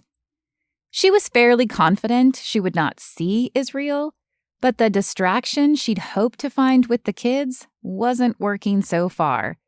She should have just stayed home because her heart certainly wasn't in it tonight. Seeing all the smiles of the kids and the parents who dropped them off just reminded her of how dumb she'd been. Do you want some tape to hold that smile in place? Allison, her assistant, whispered as she leaned close. It keeps slipping, and your moody expression is going to scare the children. I'm sorry, Tiffany sighed. I should have just stayed home, but it's lonely there. I thought this would help. Allison placed a hand on her shoulder. I know now is not the time, but if you want to talk about it after the kids leave, I'm around. Tiffany managed a small smile. Thanks, I may take you up on that. She pulled her shoulders back and attempted to blow away the gloom she felt. But for now, let's get these kids working on some crafts. Chance hadn't given them any specific items to do with the kids during the bash, but he had suggested some sort of craft they could give to their parents when they left, and Tiffany had readily agreed. She knew the kids enjoyed making things, and the parents enjoyed receiving the gifts. It was a win-win for everyone. Okay, who wants to make a birdhouse? Allison asked the growing group of kids. Raise your hands. An enormous shout went up from the kids, and Tiffany smiled at how excited they were. She could do this. She could feed off their excitement to help her get through the rest of the night, and then tomorrow she could wallow in her pity again. Tiffany grabbed the box of birdhouses she'd picked up at the craft store the day before. They were already put together, allowing the kids to focus on decorating them and not having to worry about gluing them and making sure they stayed stuck together. Okay, everyone, Miss Allison is getting paint and markers. We also have feathers and glitter and all sorts of things to decorate your birdhouse with. All we ask is that you only take one so that we have enough for everyone. She set the box down in the middle of the table and was immediately swarmed by little bodies and reaching hands. Within seconds, nearly all the birdhouses were gone. I sure hope we don't have many latecomers. She smiled at Allison and shook her head, or I may have to go make an emergency store run. I can send my brother if we do. Allison set down the paint, markers, and other decor, and stepped back as another grabbing frenzy began. He's sitting at home doing nothing anyway. Good to know. The room grew quiet for a minute as the children concentrated on their birdhouses. Tiffany could see varying looks of intensity across their faces. The kids who didn't enjoy art as much displayed goofy smiles as their hands whipped willy-nilly across their birdhouses. Feathers flew and glitter glistened as it soared through the air. But the more artistic kids had an intense focus on their faces. Each color was placed in deliberation, and feathers were applied with flair, glitter with glamour. Though all the houses were beautiful, the skill and pride from some of the children shone through on the projects. What do we do now? Timmy asked as he pushed his birdhouse toward the middle of the table. I'm done. Of course he was. Don't worry, buddy. We have more planned. But until everyone is done, we're going to hang around in here. Tiffany shook her head at the exuberant young boy who always seemed to do everything as quickly as possible and find trouble wherever it was. Timmy was the kid hardest to keep entertained during the week. His mother worked in housekeeping, and his father cooked at a local restaurant, so he spent long hours in the daycare center and had already tired of most of the toys. It didn't help that his attention span was about the size of a gnat to begin with. Just when she thought she'd found something to entertain him for more than 5 minutes, he would announce that either he was done or he was bored. It was a constant routine with him. He pouted for a moment before realizing that meant he could go back to playing with the workbench and pretending he was Israel again. With a skip in his step, he hurried to the workbench and grabbed the wrench before sitting down at the sink and pretending to fix the pipes. That had been his favorite pastime since Israel had fixed their sink. At first, Tiffany had found it sweet and endearing, but now it was just another reminder of how stupid she'd been. When the last birdhouse was finished, she and Allison moved them to a counter to dry, and then gathered the kids up for the scavenger hunt. Okay, now the sun is going to be setting, so you need to stay in teams. One of you will have the flashlight and the bag, the other will have the list. The first team to find all the items on the list and then find Miss Allison or myself wins, though we have prizes for everyone. Any questions? Darla, a cute older girl in the back with a stylish bob, raised her hand. Where will you and Miss Allison be? Tiffany smiled and winked at Allison. We'll be outside watching and helping, but we can't guarantee we'll stay in one place, so you'll have to keep an eye out for us. Bobby, one of the youngest boys, raised his hand. What if we get lost? This time, Allison fielded the question. I've set up a perimeter marked with yellow caution tape. As long as you stay inside the perimeter, you can't get lost. It's just a big square, so if you think you're lost, find the tape and then follow it until it leads you back here. No matter which direction you choose, you'll return to the resort. So be sure you stay inside the tape, okay? She looked at each individual child, waiting for a nod of understanding before continuing. Here are the team assignments. We put older kids with younger kids, so don't be mad if you're not with your friend. We needed to make sure we stayed as safe as possible. As Allison handed out the team assignments, Tiffany handed out the materials. The kids appeared excited, though also a little apprehensive, and she couldn't help but feel nervous herself. They'd wanted something to get the kids engaged and playing outside, but maybe a scavenger hunt in the late evening wasn't the best idea. Of course, the sun was still out and would be for another few hours, but it would be darker in the forested area where they had set this up. One last thing, she said, hoping it would never have to be used. If for any reason you get separated from your teammate, come back here and we'll help reunite you. Do not go off searching for them alone. Got it? Yes, Miss Tiffany, they echoed. Okay, let's go. She led them out of the room and down the hall toward the exit. And though they could have taken a faster path, she made sure they passed the large conference room where the dancing for the grown-ups was being held.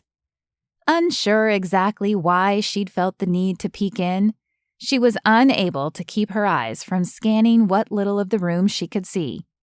And while everyone inside appeared happy, she could not be certain she'd seen Israel. Had he come, or had he decided to stay home after all? No, more than likely he was enjoying his night with Sophia and not thinking about her at all. She should do the same. I see we took the long way around, Allison said, as they reached the back exit and the kids were set free. Any particular reason why?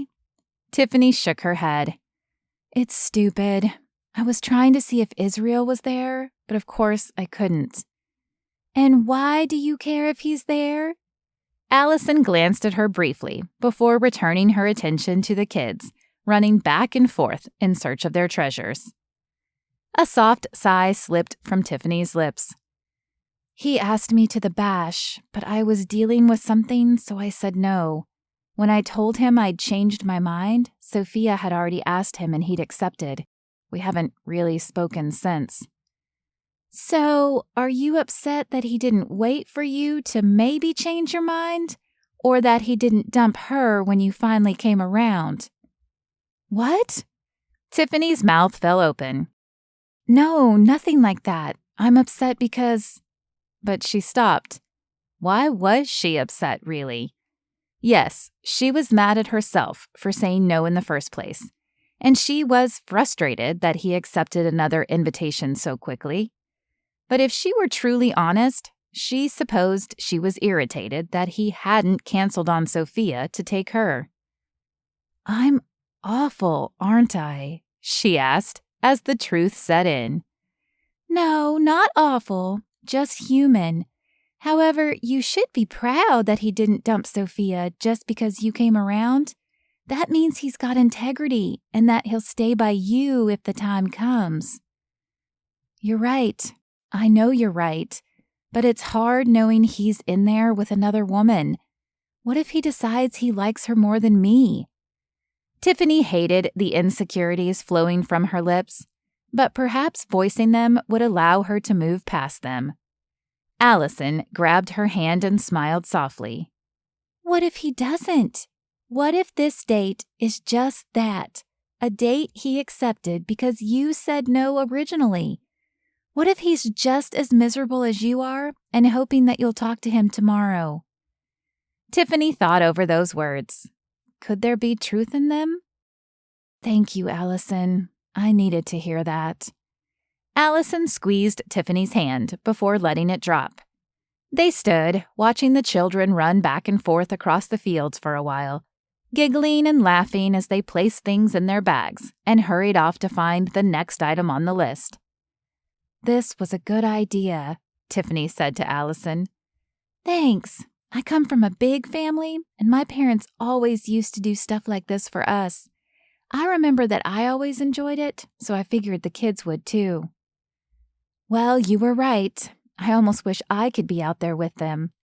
A light feeling of sadness fell across Tiffany's shoulders as she remembered that she might never be able to do this with kids of her own.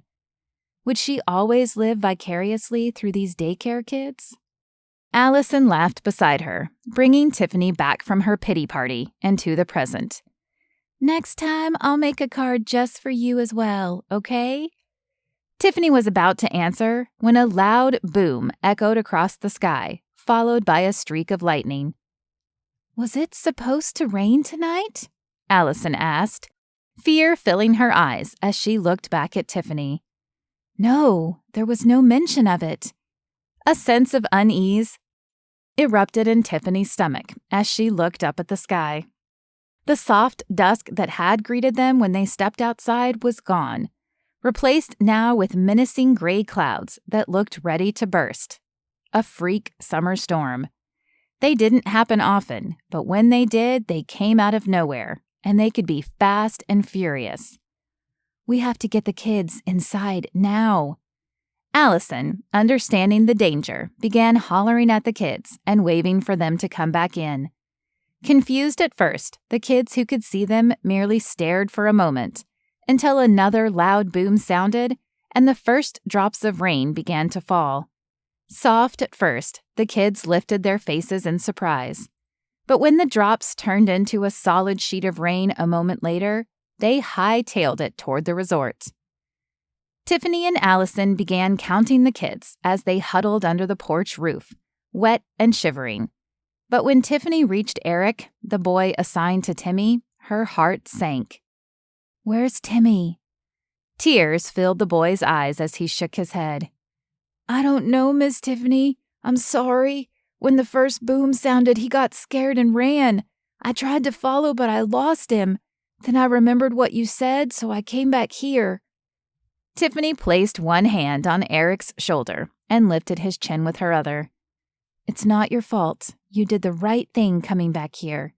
Now, Miss Allison is going to take you all inside.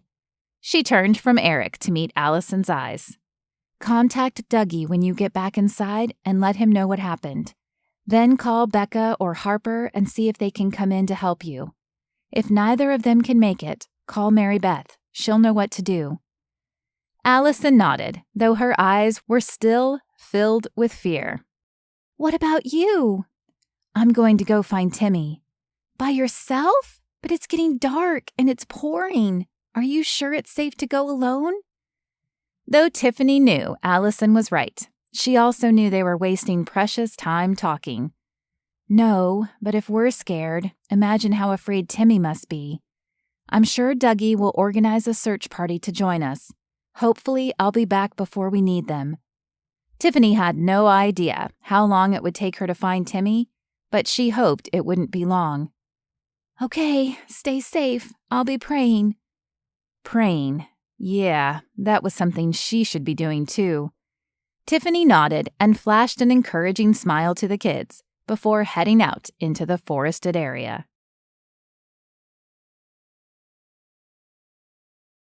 Chapter 19. Israel. Israel glanced at his watch again as Sophia rambled on about how she became a barista. While he didn't want to seem uninterested, he was enjoying this conversation about as much as he enjoyed physical exams before deployments. Israel, can I have a moment? Israel jumped slightly at the sound of Dougie's voice at his shoulder. Sure, what's up? Dougie tilted his head, indicating for Israel to follow him to the side. Privately, he said softly. Privately? Israel had no idea why Dougie would want to speak to him privately, but he nodded, issued an apology to Sophia, who folded her arms in annoyance before turning away, and followed the man to a nearby corner, where Chance and Mary Beth were also waiting, looking as nervous as he'd ever seen them. What's going on? Allison just contacted me. Evidently, she and Tiffany took the kids outside for an evening scavenger hunt, but a freak summer storm just hit. They got most of the kids back, but one young guy freaked out at the thunder and ran off without his partner. Tiffany went searching for him, but neither one has made it back yet. A squeezing sensation gripped Israel's heart, and his breath caught in his throat. Tiffany is out there in the storm? Dougie nodded, his face serious and stony. She is, along with some boy named Timmy. Timmy? Could it be the same Timmy he'd met just a few weeks earlier? The inquisitive boy who'd helped him repair the sink and hung on his every word? We have to go find them. What can we do? Hang on, Chance said, placing a hand on his shoulder, as if afraid Israel might bolt out of the room. We need to be smart about this. We don't want anyone else getting lost. Israel wanted to knock his friend's hand off his shoulder and charge out into the storm. But he knew Chance was right. How many friends had they lost needlessly on deployments when they'd done the exact thing Israel wanted to do? As much as he wanted to save Tiffany, even though they'd barely spoken in the last week, he knew they had to make a plan. I've got one guy here who can man the booth while we go out, Dougie said. I've placed a call to the other 3 guys as well, and they'll all be here shortly. I suggest we team up and go out in a grid pattern with the walkies. That sounds good. There are 3 of us, but that only makes 1 team. Can we get any more? Chance asked. Ahem, there are 4 of us, Mary Beth chimed in, shooting him a look that said he better not argue with her. There's no way I'm not going. The men shared a quick glance before Dougie continued. Okay, that gives us 2 teams to start with. Chance, you and Mary Beth can take the left side of the marked area, and Israel and I will take the right. I'll have Colton send Davis and Reed out down the middle when they get here. Let's gear up and head out. I don't want them in this storm any longer than they have to be. The last time a freak storm hit like this, hail followed after, and I don't want them getting pelted. The squeezing on Israel's heart grew tighter as he followed Dougie to the security office. Thoughts of Tiffany shielding Timmy with her body while hailstones rained down on her flashed through his mind. Hopefully that wouldn't happen, but regardless, being out in the weather could still be dangerous. He hoped Tiffany knew this area better than he did. All right, weatherproof jackets for everyone, Dougie said, pointing to a row of them that hung on hooks. Then he turned to another shelf and grabbed 4 large black flashlights. After handing those out, he grabbed a walkie from the desk and handed it to Chance. Keep the walkie on channel 2. That will allow us to communicate, and Colton to reach us if needed. Chance nodded first at Dougie and then at Colton, who now sat behind the desk Dougie typically manned. Colton was younger than Dougie, but while the fear was evident on his face, so was his determination. He knew his job, and he would not fail his boss. Dougie scanned the shelves again before grabbing 2 emergency kits and handing one to Mary Beth and the other to Israel. Just a precaution, he said, when Israel lifted fearful eyes to him. Israel nodded and swallowed the lump in his throat, hoping the kits wouldn't have to be used. Okay, I think we're good, Dougie said, turning his attention back to them. I'm sure I don't have to tell you, boss, but don't do anything dangerous. If you find them and you can't rescue them alone, radio for help. Let's make sure we only have to do 1 rescue tonight. Israel glanced at Chance to see if his friend would take umbrage to Dougie throwing out the orders. But just like when they were in the military, Chance showed that he could take orders just as good as he could give them. He issued a single nod of understanding, and they were off. The rain poured down as they stepped outside, and Israel could see that mudslides and flooding would be a concern as the ground mushed and slid beneath his feet. As Chance and Mary Beth took to the left, Dougie turned to Israel. I know you have a soft spot for Tiffany, but I know these woods better than you do. You follow me and keep your ears open. Got it? Israel nodded. He trusted Dougie, but even if he hadn't, he was in no position to fight him. Dougie was a foot taller and probably 50 pounds heavier. Israel might be quicker, but Dougie could no doubt lay him out if necessary. Dougie flashed the light around and began calling out Tiffany's name. Israel joined in and called out Timmy's name too. Slowly, they made their way around the right side of the area, but as Dougie flashed the light to the right, Israel could see that the forested area continued much farther than they were walking. What if they went beyond the line? Israel asked, tapping on Dougie's shoulder and raising his voice so he could be heard over the pouring rain. Dougie paused and looked out into the dark expanse. His expression was tense and his posture rigid as he surveyed the area. It's possible, but I think we should walk the area first.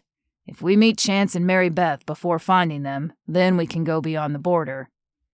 Israel agreed, hoping they wouldn't have to search the broader area, but knowing it was a possibility. His own steps were slipping and sliding in the mud, and he could envision Tiffany or Timmy sliding past the border. They continued their slow trek around, but Israel kept his ears peeled for any sound. Tiffany! Timmy! His heart ached with each call of their name. Why had he let her walk away so easily? Why didn't he follow after her and convince her to tell him whatever the issue was? A series of what-ifs ran through his mind like a never-ending train, each one worse than before. What if they'd fallen and broken a bone? What if they had hit their heads and were unconscious? Or worse, what if Tiffany hadn't even found Timmy yet? Israel shook his head to clear the thoughts. None of these would do him any good. He needed to keep alert and focused, not travel down lanes that hadn't been forged yet. Tiffany! Timmy! Even Dougie's normally deep voice barely carried in the pouring rain. What if Tiffany couldn't hear them? What if they walked right past her and couldn't hear her? Israel tapped Dougie's arm, causing him to pause for a second. What's up? We forgot to pray, Israel said. We might miss them completely with the rain, and we could use God's help. Israel had no idea if Dougie was a believer, but he'd known enough atheists and agnostics that had no problem praying in combat. He hoped Dougie would at least be open to the situation, and if not, he would do it himself anyway. Dougie's jaw tensed, as if he wasn't sure now was the time, and his eyes darted around, but finally he nodded. You're right. We could use the help. Israel placed a hand on Dougie's shoulder and closed his eyes. Lord, we need your help. Please keep Tiffany and Timmy safe and help us find them. Amen. Amen. That's it? Dougie asked, a look of pure confusion on his face. Israel smiled at the common misconception. He'd met many people in his life who felt that they needed to pour out a half-hour prayer to get God to listen to them. While there was nothing wrong with spending that much time talking to God, sometimes short prayers were just as effective. However, like Dougie, they generally shocked the other party. I said all I needed to say. God knows the rest. Come on, let's keep going. Chapter 20. Tiffany. Timmy! Timmy! Tiffany called out as the rain fell harder on her. Though still technically summer, the rain held a chill that soaked through her light shirt and jeans. She probably should have run in long enough to gear up or at least grab a jacket, but she hadn't wanted to waste any time. Now, however, as her teeth chattered and her body convulsed with shivers, she realized she was wasting more time trying not to focus on the cold invading her than she would have if she'd been warm. Help! Help me! The voice was muted and soft, but the sound lifted Tiffany's damp spirits. Timmy was alive, and not too far from her from the sound of it. Timmy, can you hear me? It's Miss Tiffany. She headed in the direction she thought his voice had come from, hoping the pouring rain wasn't tricking her.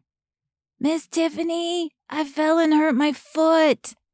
Yes, the voice was louder now. She was definitely going in the right direction. It's okay, Timmy. I'll help you back. Just keep talking so I can find you.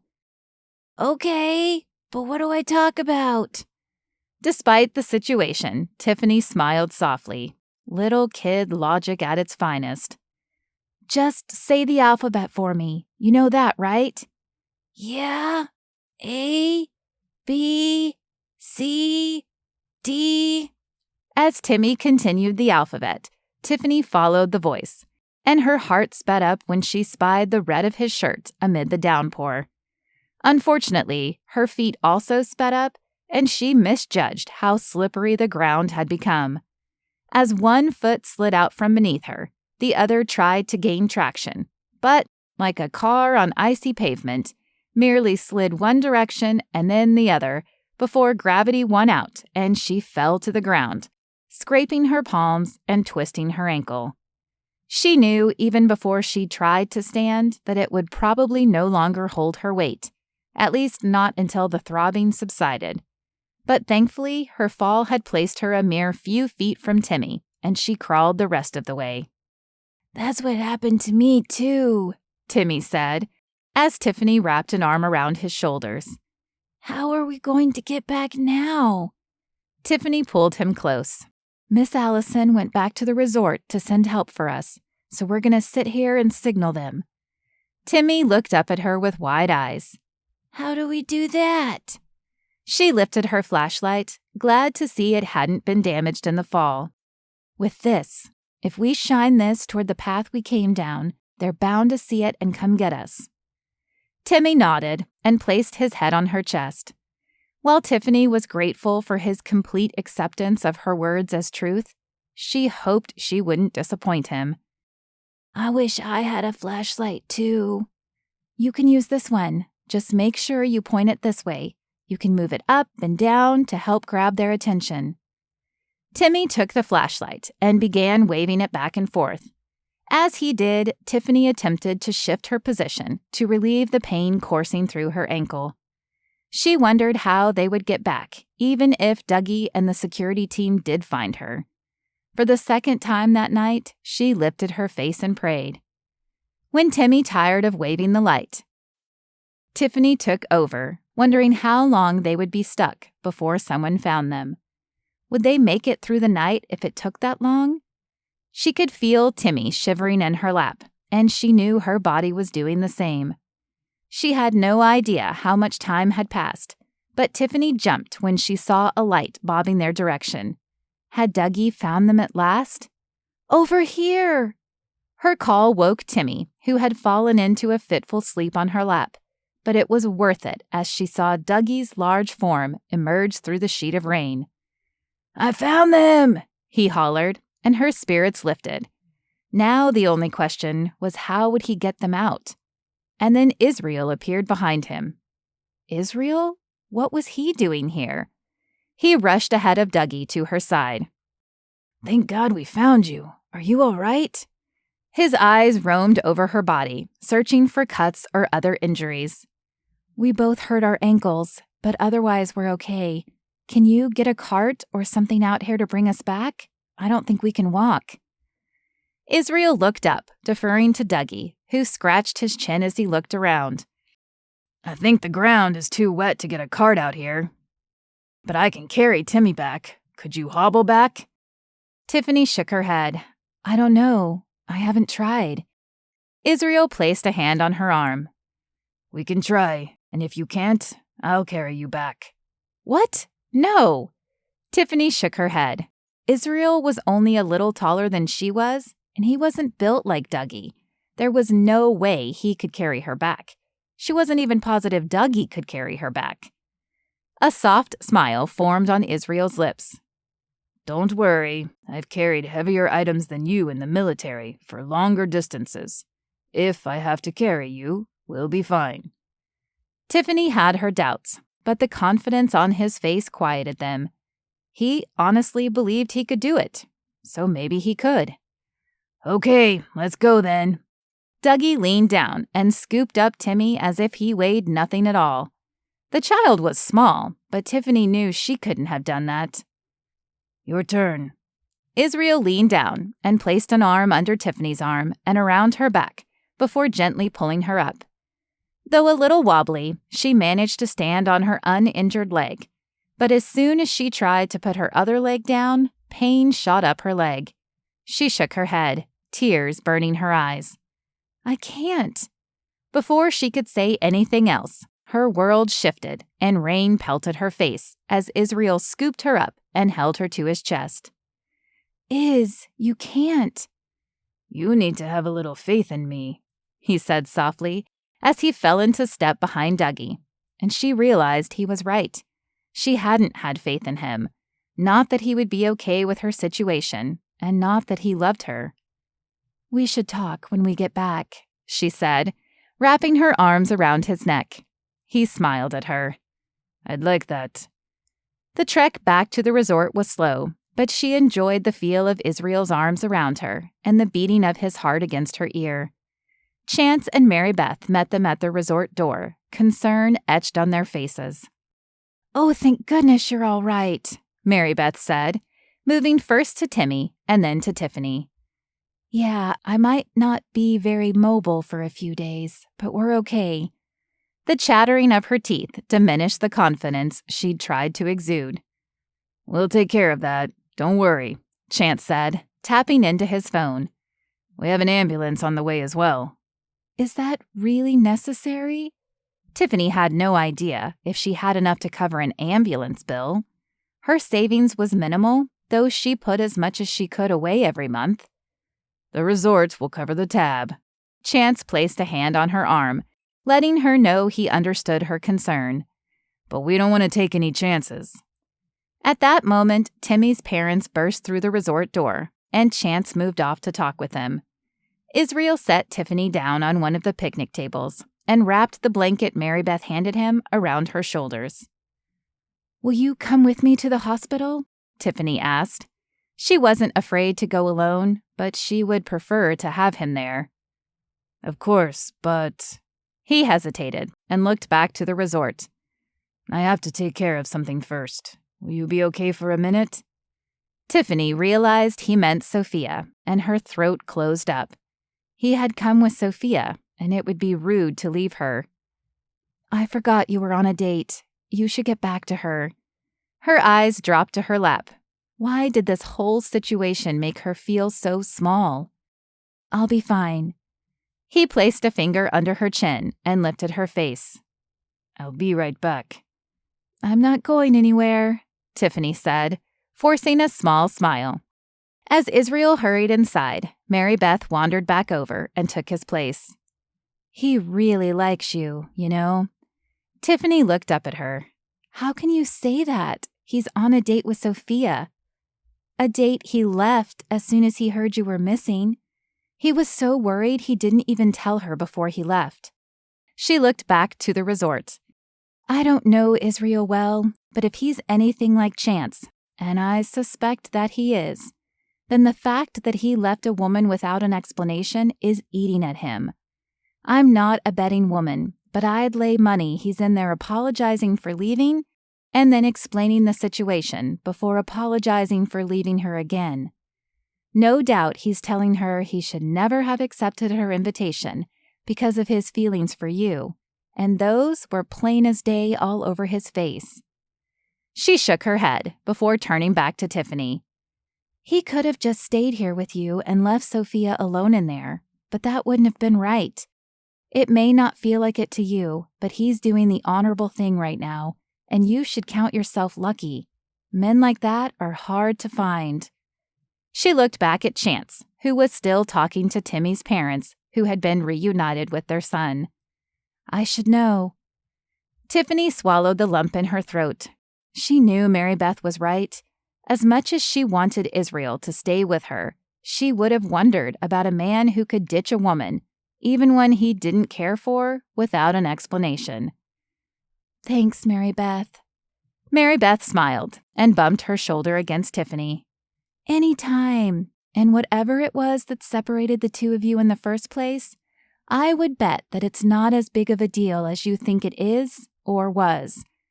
Relationships aren't always easy, but the one thing that all lasting relationships have in common is communication. Talk to him. He'll probably surprise you. Tiffany had no doubt that Mary Beth was right. She'd been so wrong to shut him out and make assumptions on how he would feel. She just hoped he could forgive her. Chapter 21. Israel. Israel knew telling Sophia was the right thing to do, but that didn't make it any easier. He rehearsed the words he planned to say as he walked back to the large room. Nice to see you made it back. Sophia's tone carried a harsh undercurrent, but Israel couldn't blame her. After all, he'd left without explaining what was going on, which was the only reason he was back now. Want to tell me why you ran out of here? Her eyes took in his soaked clothing, and her brow lifted. And why you're all wet? One of the kids got lost when the storm hit, and Tiffany went missing looking for them. I went to help look for them. Sophia's face hardened as she folded her arms across her chest. Tiffany, huh? And why did you have to go? I didn't have to go, Sophia. I wanted to. Israel shook his head, berating himself for believing that Sophia had changed. She hadn't. The last 4 days had been an act for her, a way for her to feign being a friend to get Israel to open up to her.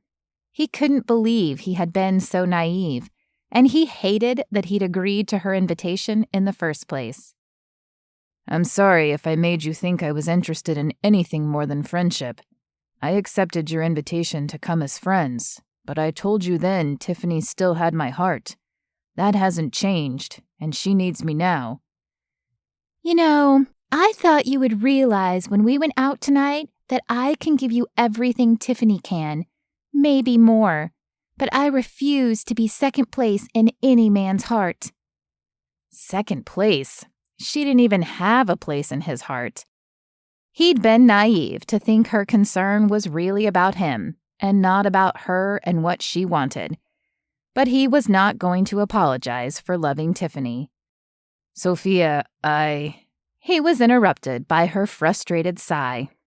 Fine, run off with your girlfriend. I don't think we would have worked out anyway. Israel blinked at her, confused by her sudden shift. Her anger had dissipated as quickly as it emerged, replaced with resignation. But he had neither the time nor the energy to spend on trying to figure her out. I have to go, but I can call you a cab. Sophia rolled her eyes.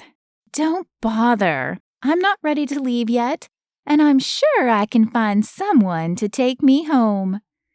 Before he could say another word, Sophia had disappeared back into the crowd, her sights clearly set on her next victim. Hoping he wasn't too late, he hurried back to where he'd left Tiffany. The ambulance was just loading her in the back as he reached them, and he climbed up beside her, grabbing her hand as he sat down. You made it. I told you I would. Her eyes glistened as she looked at him and then bit her lip. Israel, I'm so sorry I pushed you away. The doors of the ambulance closed, and the EMT sat down on the other side of Tiffany, but she didn't seem to care about his presence. Her eyes were fixed firmly on Israel. You know the pain I was having the last night we went out? Israel nodded, remembering the grimaces that had distorted her face as she clutched her stomach, but brushed it off when he asked about it. Well, I went to the doctor the next day. Israel glanced at the EMT. Did Tiffany really want to share this story now with the stranger listening? She told me that I have endometriosis. Tiffany, Again, he glanced at the EMT, who avoided his eyes as he tried to look busy and like he wasn't listening. No, let me get this out before I lose my nerve. She paused and took a deep breath before saying, She told me I may not be able to have kids. Silence fell in the ambulance at the conclusion of her statement, and for a second, Israel merely blinked at her. She was so young and healthy. How could she not be able to have children? A million thoughts flooded his mind, and shame filled him when the first thoughts were purely selfish.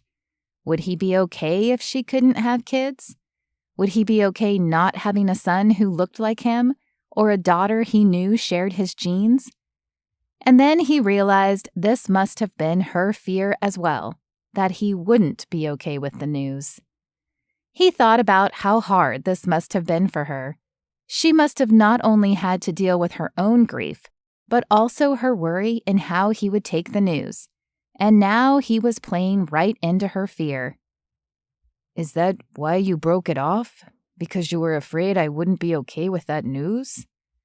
Her lips mashed together for a minute, and he knew she was trying to keep the tears back.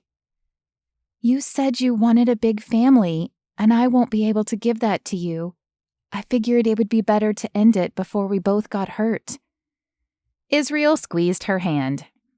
Families come in many ways. I do want a big family, but it's more important that I have the perfect woman to spend my life with.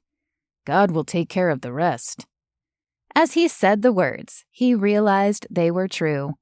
Though he had always planned to have a natural family, he knew there were many babies who needed a forever home that they could adopt, and fostering was also a possibility.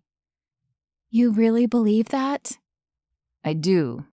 Tiffany, it's been a long time since I've met someone I could see spending my life with. I don't want to lose that. Me either. I'm so sorry I didn't tell you. I should have. Israel smiled as the ambulance came to a stop. I don't blame you, but I'm certainly glad you did now. The EMT cleared his throat.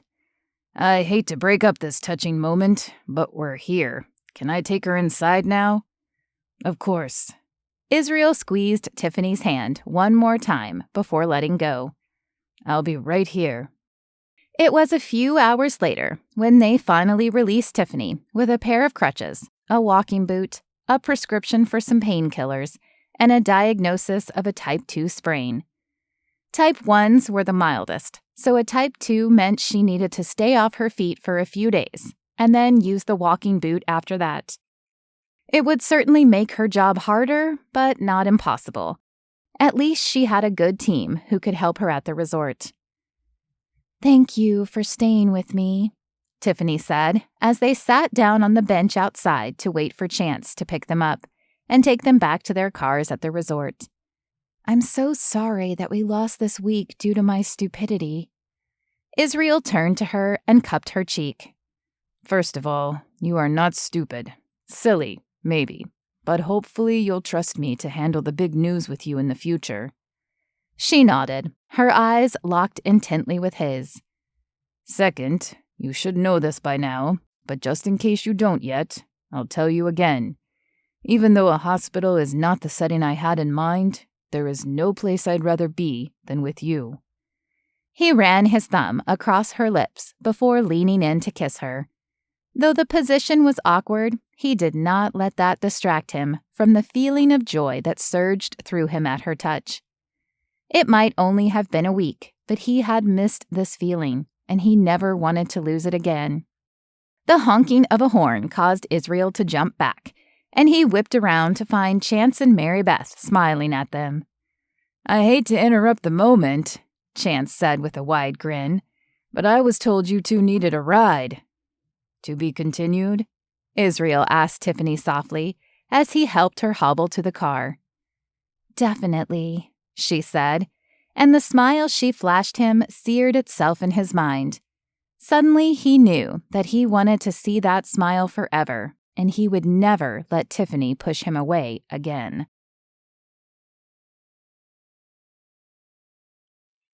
Chapter 22. Tiffany. "So, how's the ankle?" Holly asked as she watched Tiffany get ready for her date. 2 weeks had passed since the end of summer bash, and while her ankle was still tender and she wouldn't be running any marathons soon, she no longer needed the crutches to get around. For that, she was thankful. "It's pretty good. Some days are harder than others, obviously." Tiffany had been forced to take 2 days off work right after the injury because it hurt too much to put much weight on it. After that, she'd been able to return, but been forced to spend a lot of her day in a chair or hobble around on her crutches. Finally, a few days ago, the doctor had cleared her to downgrade to just an ankle brace. It certainly didn't look sexy with her outfit, but she would take it over the crutches any day. "And how are things with Israel?" Holly's voice had taken on a teasing tone, and she flashed a mischievous smile to match. Tiffany's cheeks flushed pink. "They're good." In fact, they were better than good. He'd been so attentive to her every need since the bash, driving her places the first few days, and attending every doctor and therapy appointment with her. He'd even started coming over on the evenings Holly worked late to cook for Tiffany so she could stay off her feet. Except for tonight. Tonight, he had insisted they go out. "Uh-huh. Have you guys talked any more about the future?" Tiffany put in her favorite earrings and then crossed to the bed to sit next to Holly. "All the time. In fact, I think he might propose tonight." She bit the inside of her lip. "I really want him to, but do you think it's too soon?" "That's a question only you can answer," Holly said, leaning forward. "But if you're questioning the decision merely because of the time, then I say that doesn't matter. How long did your parents date before they got married?" Tiffany thought about it. She hadn't talked about marriage with her family much, especially after her father tried to take over her life. But she did remember one conversation with her mother when she was younger. "They only dated a few months before they got married, but that was a different time, and I don't know that they're happy." "They're still together, right?" When Tiffany nodded, Holly continued. "Maybe they're happy in a way you just don't understand. Anyway, my parents also had a short time of dating.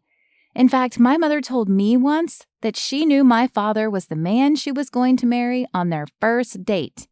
Now, I think that's a little crazy, but my point is that I don't think time is important if you know." "But how do I know? For sure. I want to believe he's the one, but he's the first man I've dated since Connor. What if he seems perfect because Connor was so bad?"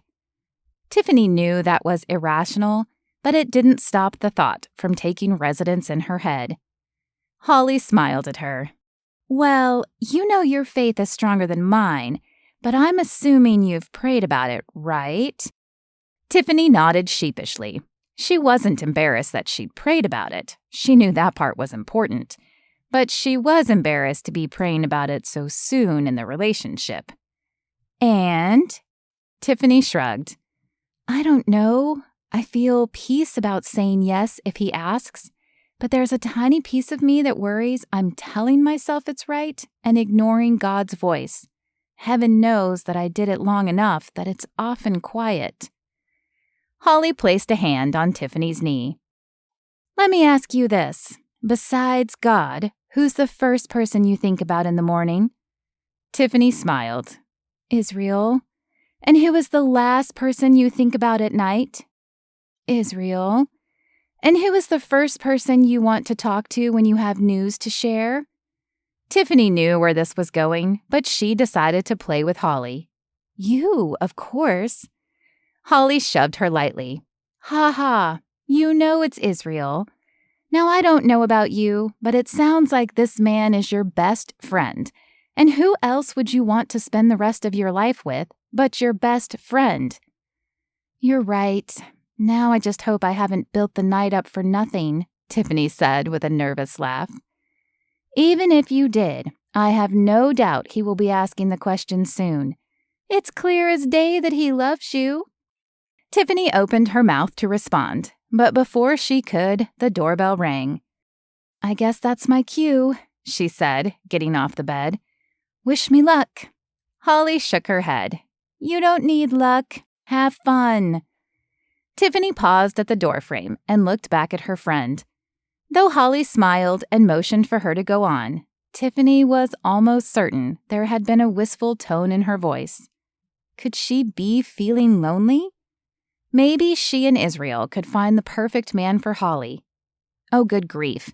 She wasn't even engaged yet, and she was already acting like her married friends and trying to set up her single friend.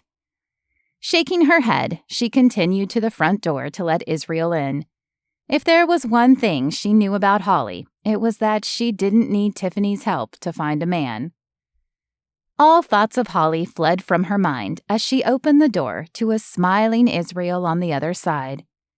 Reminiscent of their first date together, he held out a rose to her, only this one was red and not white, which reminded her that she'd forgotten to ask him the meaning of the white rose that first day. She hadn't felt she knew him well enough then, but now they had no secrets, and the words spilled from her lips. Thank you, Israel. Come on in while I put this in water. I always meant to ask you about the first rose. Why did you choose white for the first rose? Israel smiled as he followed her into the kitchen. I'm sure you know that colors have meanings. Tiffany nodded and grabbed the vase off the top of the fridge. The day after her accident, Israel had surprised her with a bouquet of flowers, complete with a vase. The flowers had since died, but she'd cleaned and kept the vase, knowing there would be more flowers in her future. At least, as long as Israel was in her life. I do, but I always thought white was symbolic of purity or surrender. It is, but the white rose has many symbolic meanings. For example, if you dream of white roses, it can indicate a peaceful time in your life. Tiffany chuckled as she filled the vase with water. Perhaps that's why I've never dreamed of them. What else? If you are injured by a white rose, it can mean trouble is coming your way. And cutting white roses indicates a new phase in your life. She placed the rose in the vase and turned to him. So, did you pick the rose you gave me? Israel smiled, and Tiffany's heart fluttered in her chest. She did not think she would ever get tired of his smile. No, not from the bush, but I did pick it in the store. Perhaps there was a little meaning for me as well. But when someone gives you a white rose, it means they trust you and feel peace around you. She walked over to him and placed her arms around his neck. So you felt peace around me? His eyes held hers, and she felt as though he was reading the very depths of her soul. I felt peace from the moment I saw you. You did not, she said, shaking her head. You saw me at a wedding, and we barely spoke. Trust me, I would have remembered. So it couldn't have been from the moment you saw me.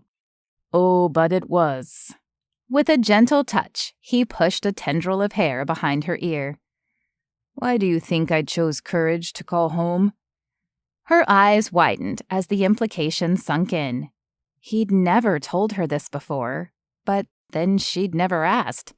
She'd just assumed he chose courage because Chance was here. You chose courage because of me? You didn't even know me. No, but from the moment I saw you, I knew that I wanted to. Courage held many things that made me choose it, but getting to know you was at the top of that list, and I'm so glad I did. Tiffany's mouth opened, but she could not find the words. He'd known from the moment he saw her that he wanted to get to know her. She didn't know whether that was the most romantic thing she'd ever heard or the most terrifying. Do you know what else a white rose symbolizes? His eyes were still boring into hers, and his fingertips trailed across her cheek. She shook her head, unsure if she could have spoken even if she had the answer. They symbolize a forever love. That's why it's bad luck to have fewer than 5 white roses in your wedding bouquet. But more than 5 represents a love that will last forever. If I let you choose everything else, will you promise me that when we get married, you will have at least 6 white roses in the bouquet? When we what? Tiffany had been expecting a proposal, but not here, not in her living room. She'd imagined it would be over some fancy dinner with a ring in her glass, or the whole restaurant cheering. But as she looked at Israel, she realized that image didn't fit him. He was simpler than that. Simple and completely romantic. His hands pulled her arms from his neck and traveled down her arm as he lowered to one knee. I love you, Tiffany, and I can't imagine spending the rest of my life without you. So will you make me the happiest man alive and marry me? He let go of one of her hands to pull a ring box from his pocket, and her breath caught when he opened it. The diamond inside was not only beautiful, but exactly what she would have picked for herself. Suddenly, there was no terror, no fear. There was only a blinding white light and the feeling that this was exactly right. Yes, Israel, I will marry you, and I promise to have 12 white roses in the bouquet.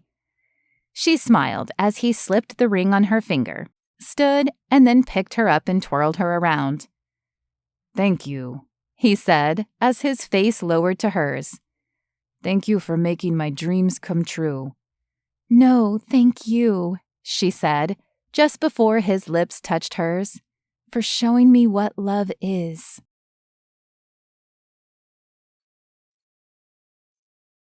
Epilogue. 3 years later. Tiffany. Tiffany squeezed Israel's hand as she glanced at the screen listing arriving flights. After a year of trying to get pregnant after their marriage, she and Israel had turned to adoption. It was a long and expensive process, but surprisingly, her parents had helped fund the process. She hadn't wanted to talk to them, hadn't even wanted to invite them to the wedding. But after listening to all the reasons why not, Israel had still insisted. It had been a bone of contention between them for a few weeks, but through their devotionals and her own prayers, she had come to realize he was right.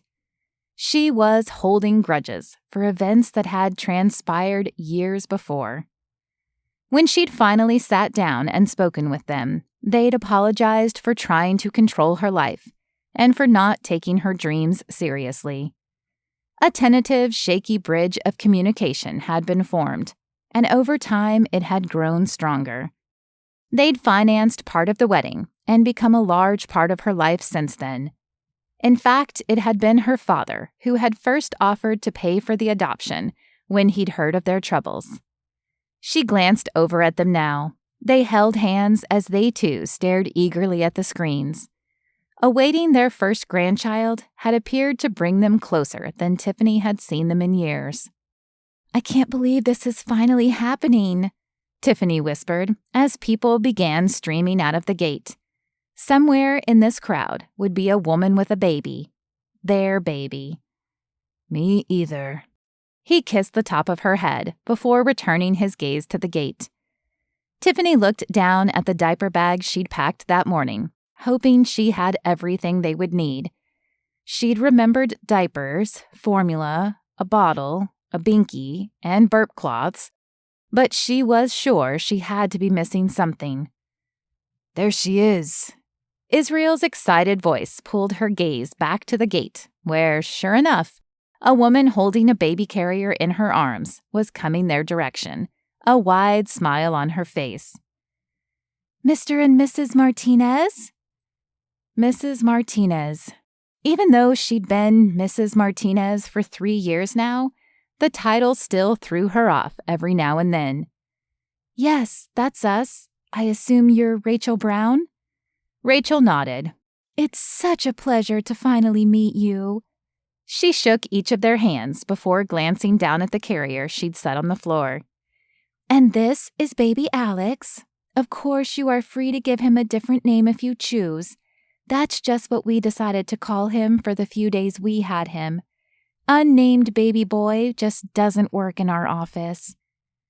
As Tiffany stared down at the infant, she felt her heart swell in her chest. Israel might have been her first love, but this baby was already claiming a part of her heart as well. His eyes were closed, and his long, dark lashes fanned his tan cheeks. She tilted her head as something about his face caught her attention. For a moment, she couldn't figure out what it was, but then suddenly it hit her. Oh my gosh, he looks like you, Iz. Israel leaned closer to inspect the baby, as did Rachel and her parents, who had crowded in to meet the new addition to the family.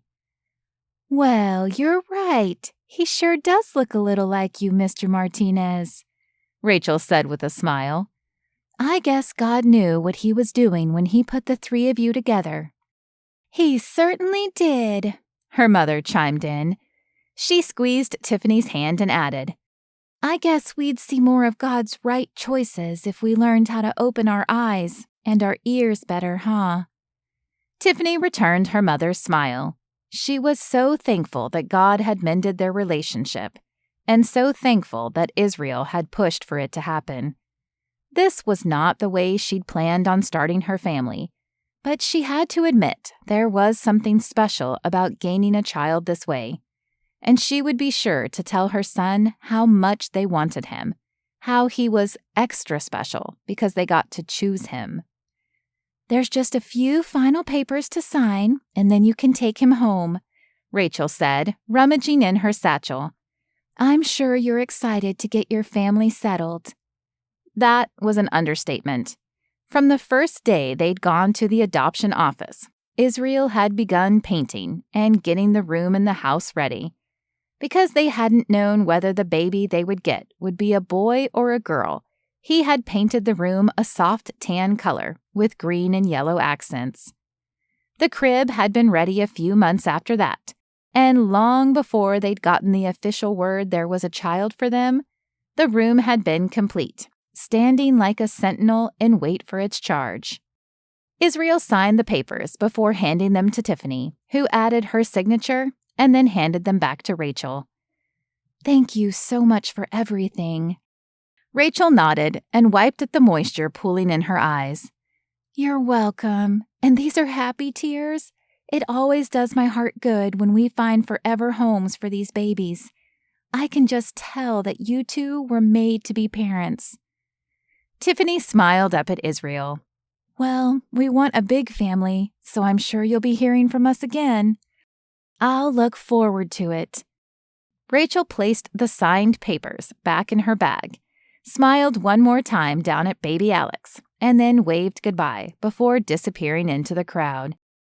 Well, shall we get this little one home? Her mother asked. I have some baby rocking to do.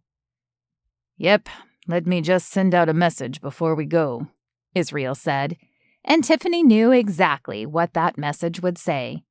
Their friends at the Patriot Peak Resort had been their extended family for the last few years, and they would feel slighted if they didn't get to see the baby on the first day.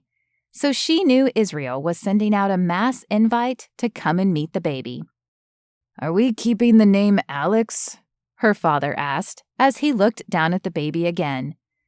Maybe it's just me, but it doesn't seem to fit him.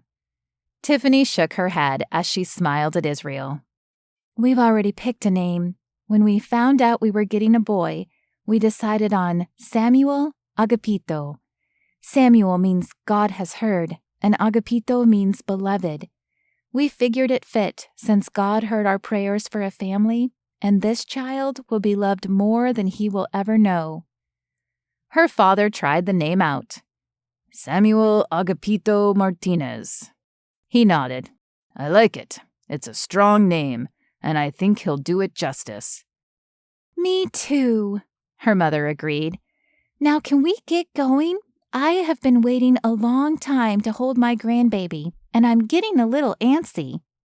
Laughing, Israel picked up the carrier in one hand and grabbed Tiffany's hand in the other. It amazed her how complete she felt, even though Samuel had barely joined their life. Would every baby feel this way? Israel loaded the carrier in the car, and Tiffany forced herself to sit up front with him instead of in the back next to Samuel. She knew she would have plenty of time to bond, but she wanted to start now. As Israel pulled out of the parking lot, Tiffany's cell phone buzzed. She pulled it out, expecting it to be a message from Holly or Mary Beth that they were on their way. It was from Holly, but she wasn't on her way. Her forehead wrinkled as she tried to make sense of the message. What is it? Israel asked, picking up on her confusion. Tiffany shook her head. It's Holly. She said she can't come today because an emergency came up, but she's been looking forward to meeting the baby for weeks. I hope everything's okay. He placed a hand on her arm and squeezed. Don't worry. I'm sure everything is fine. Holly is tough, and she knows to call for help if she needs it, right? Tiffany nodded. Israel was right. Holly was tough as nails, and if she were truly in trouble, she would have said something. Tiffany might have a baby now, but she would always be there for her friend. Their driveway was already filled with cars when they reached the house. Friends and family poured out, wishing them congratulations and vying to see the new addition. Baby Samuel was passed from one set of arms to another as drinks were poured and the food was devoured. And though Tiffany enjoyed all the company, she was relieved when they all went home and it was just her and Israel and the baby. God did good, Israel said as he stared down into Samuel's angelic face. Yes, he did, Tiffany said, and sighed in contentment. This might not have been the way she pictured starting her family, but she took comfort in realizing that while she didn't always understand God's plans, they always worked out for the best. The end. Did you enjoy this book? Would you leave a review at your retailer to help other readers find the book? Want to find out what's going on with Holly? Be sure to pre-order Her Saving Grace today. This has been Her First Love, written by Lorana Hoopes. Copyright 2021. Narrated by Lorana Hoopes. Audio copyright 2021.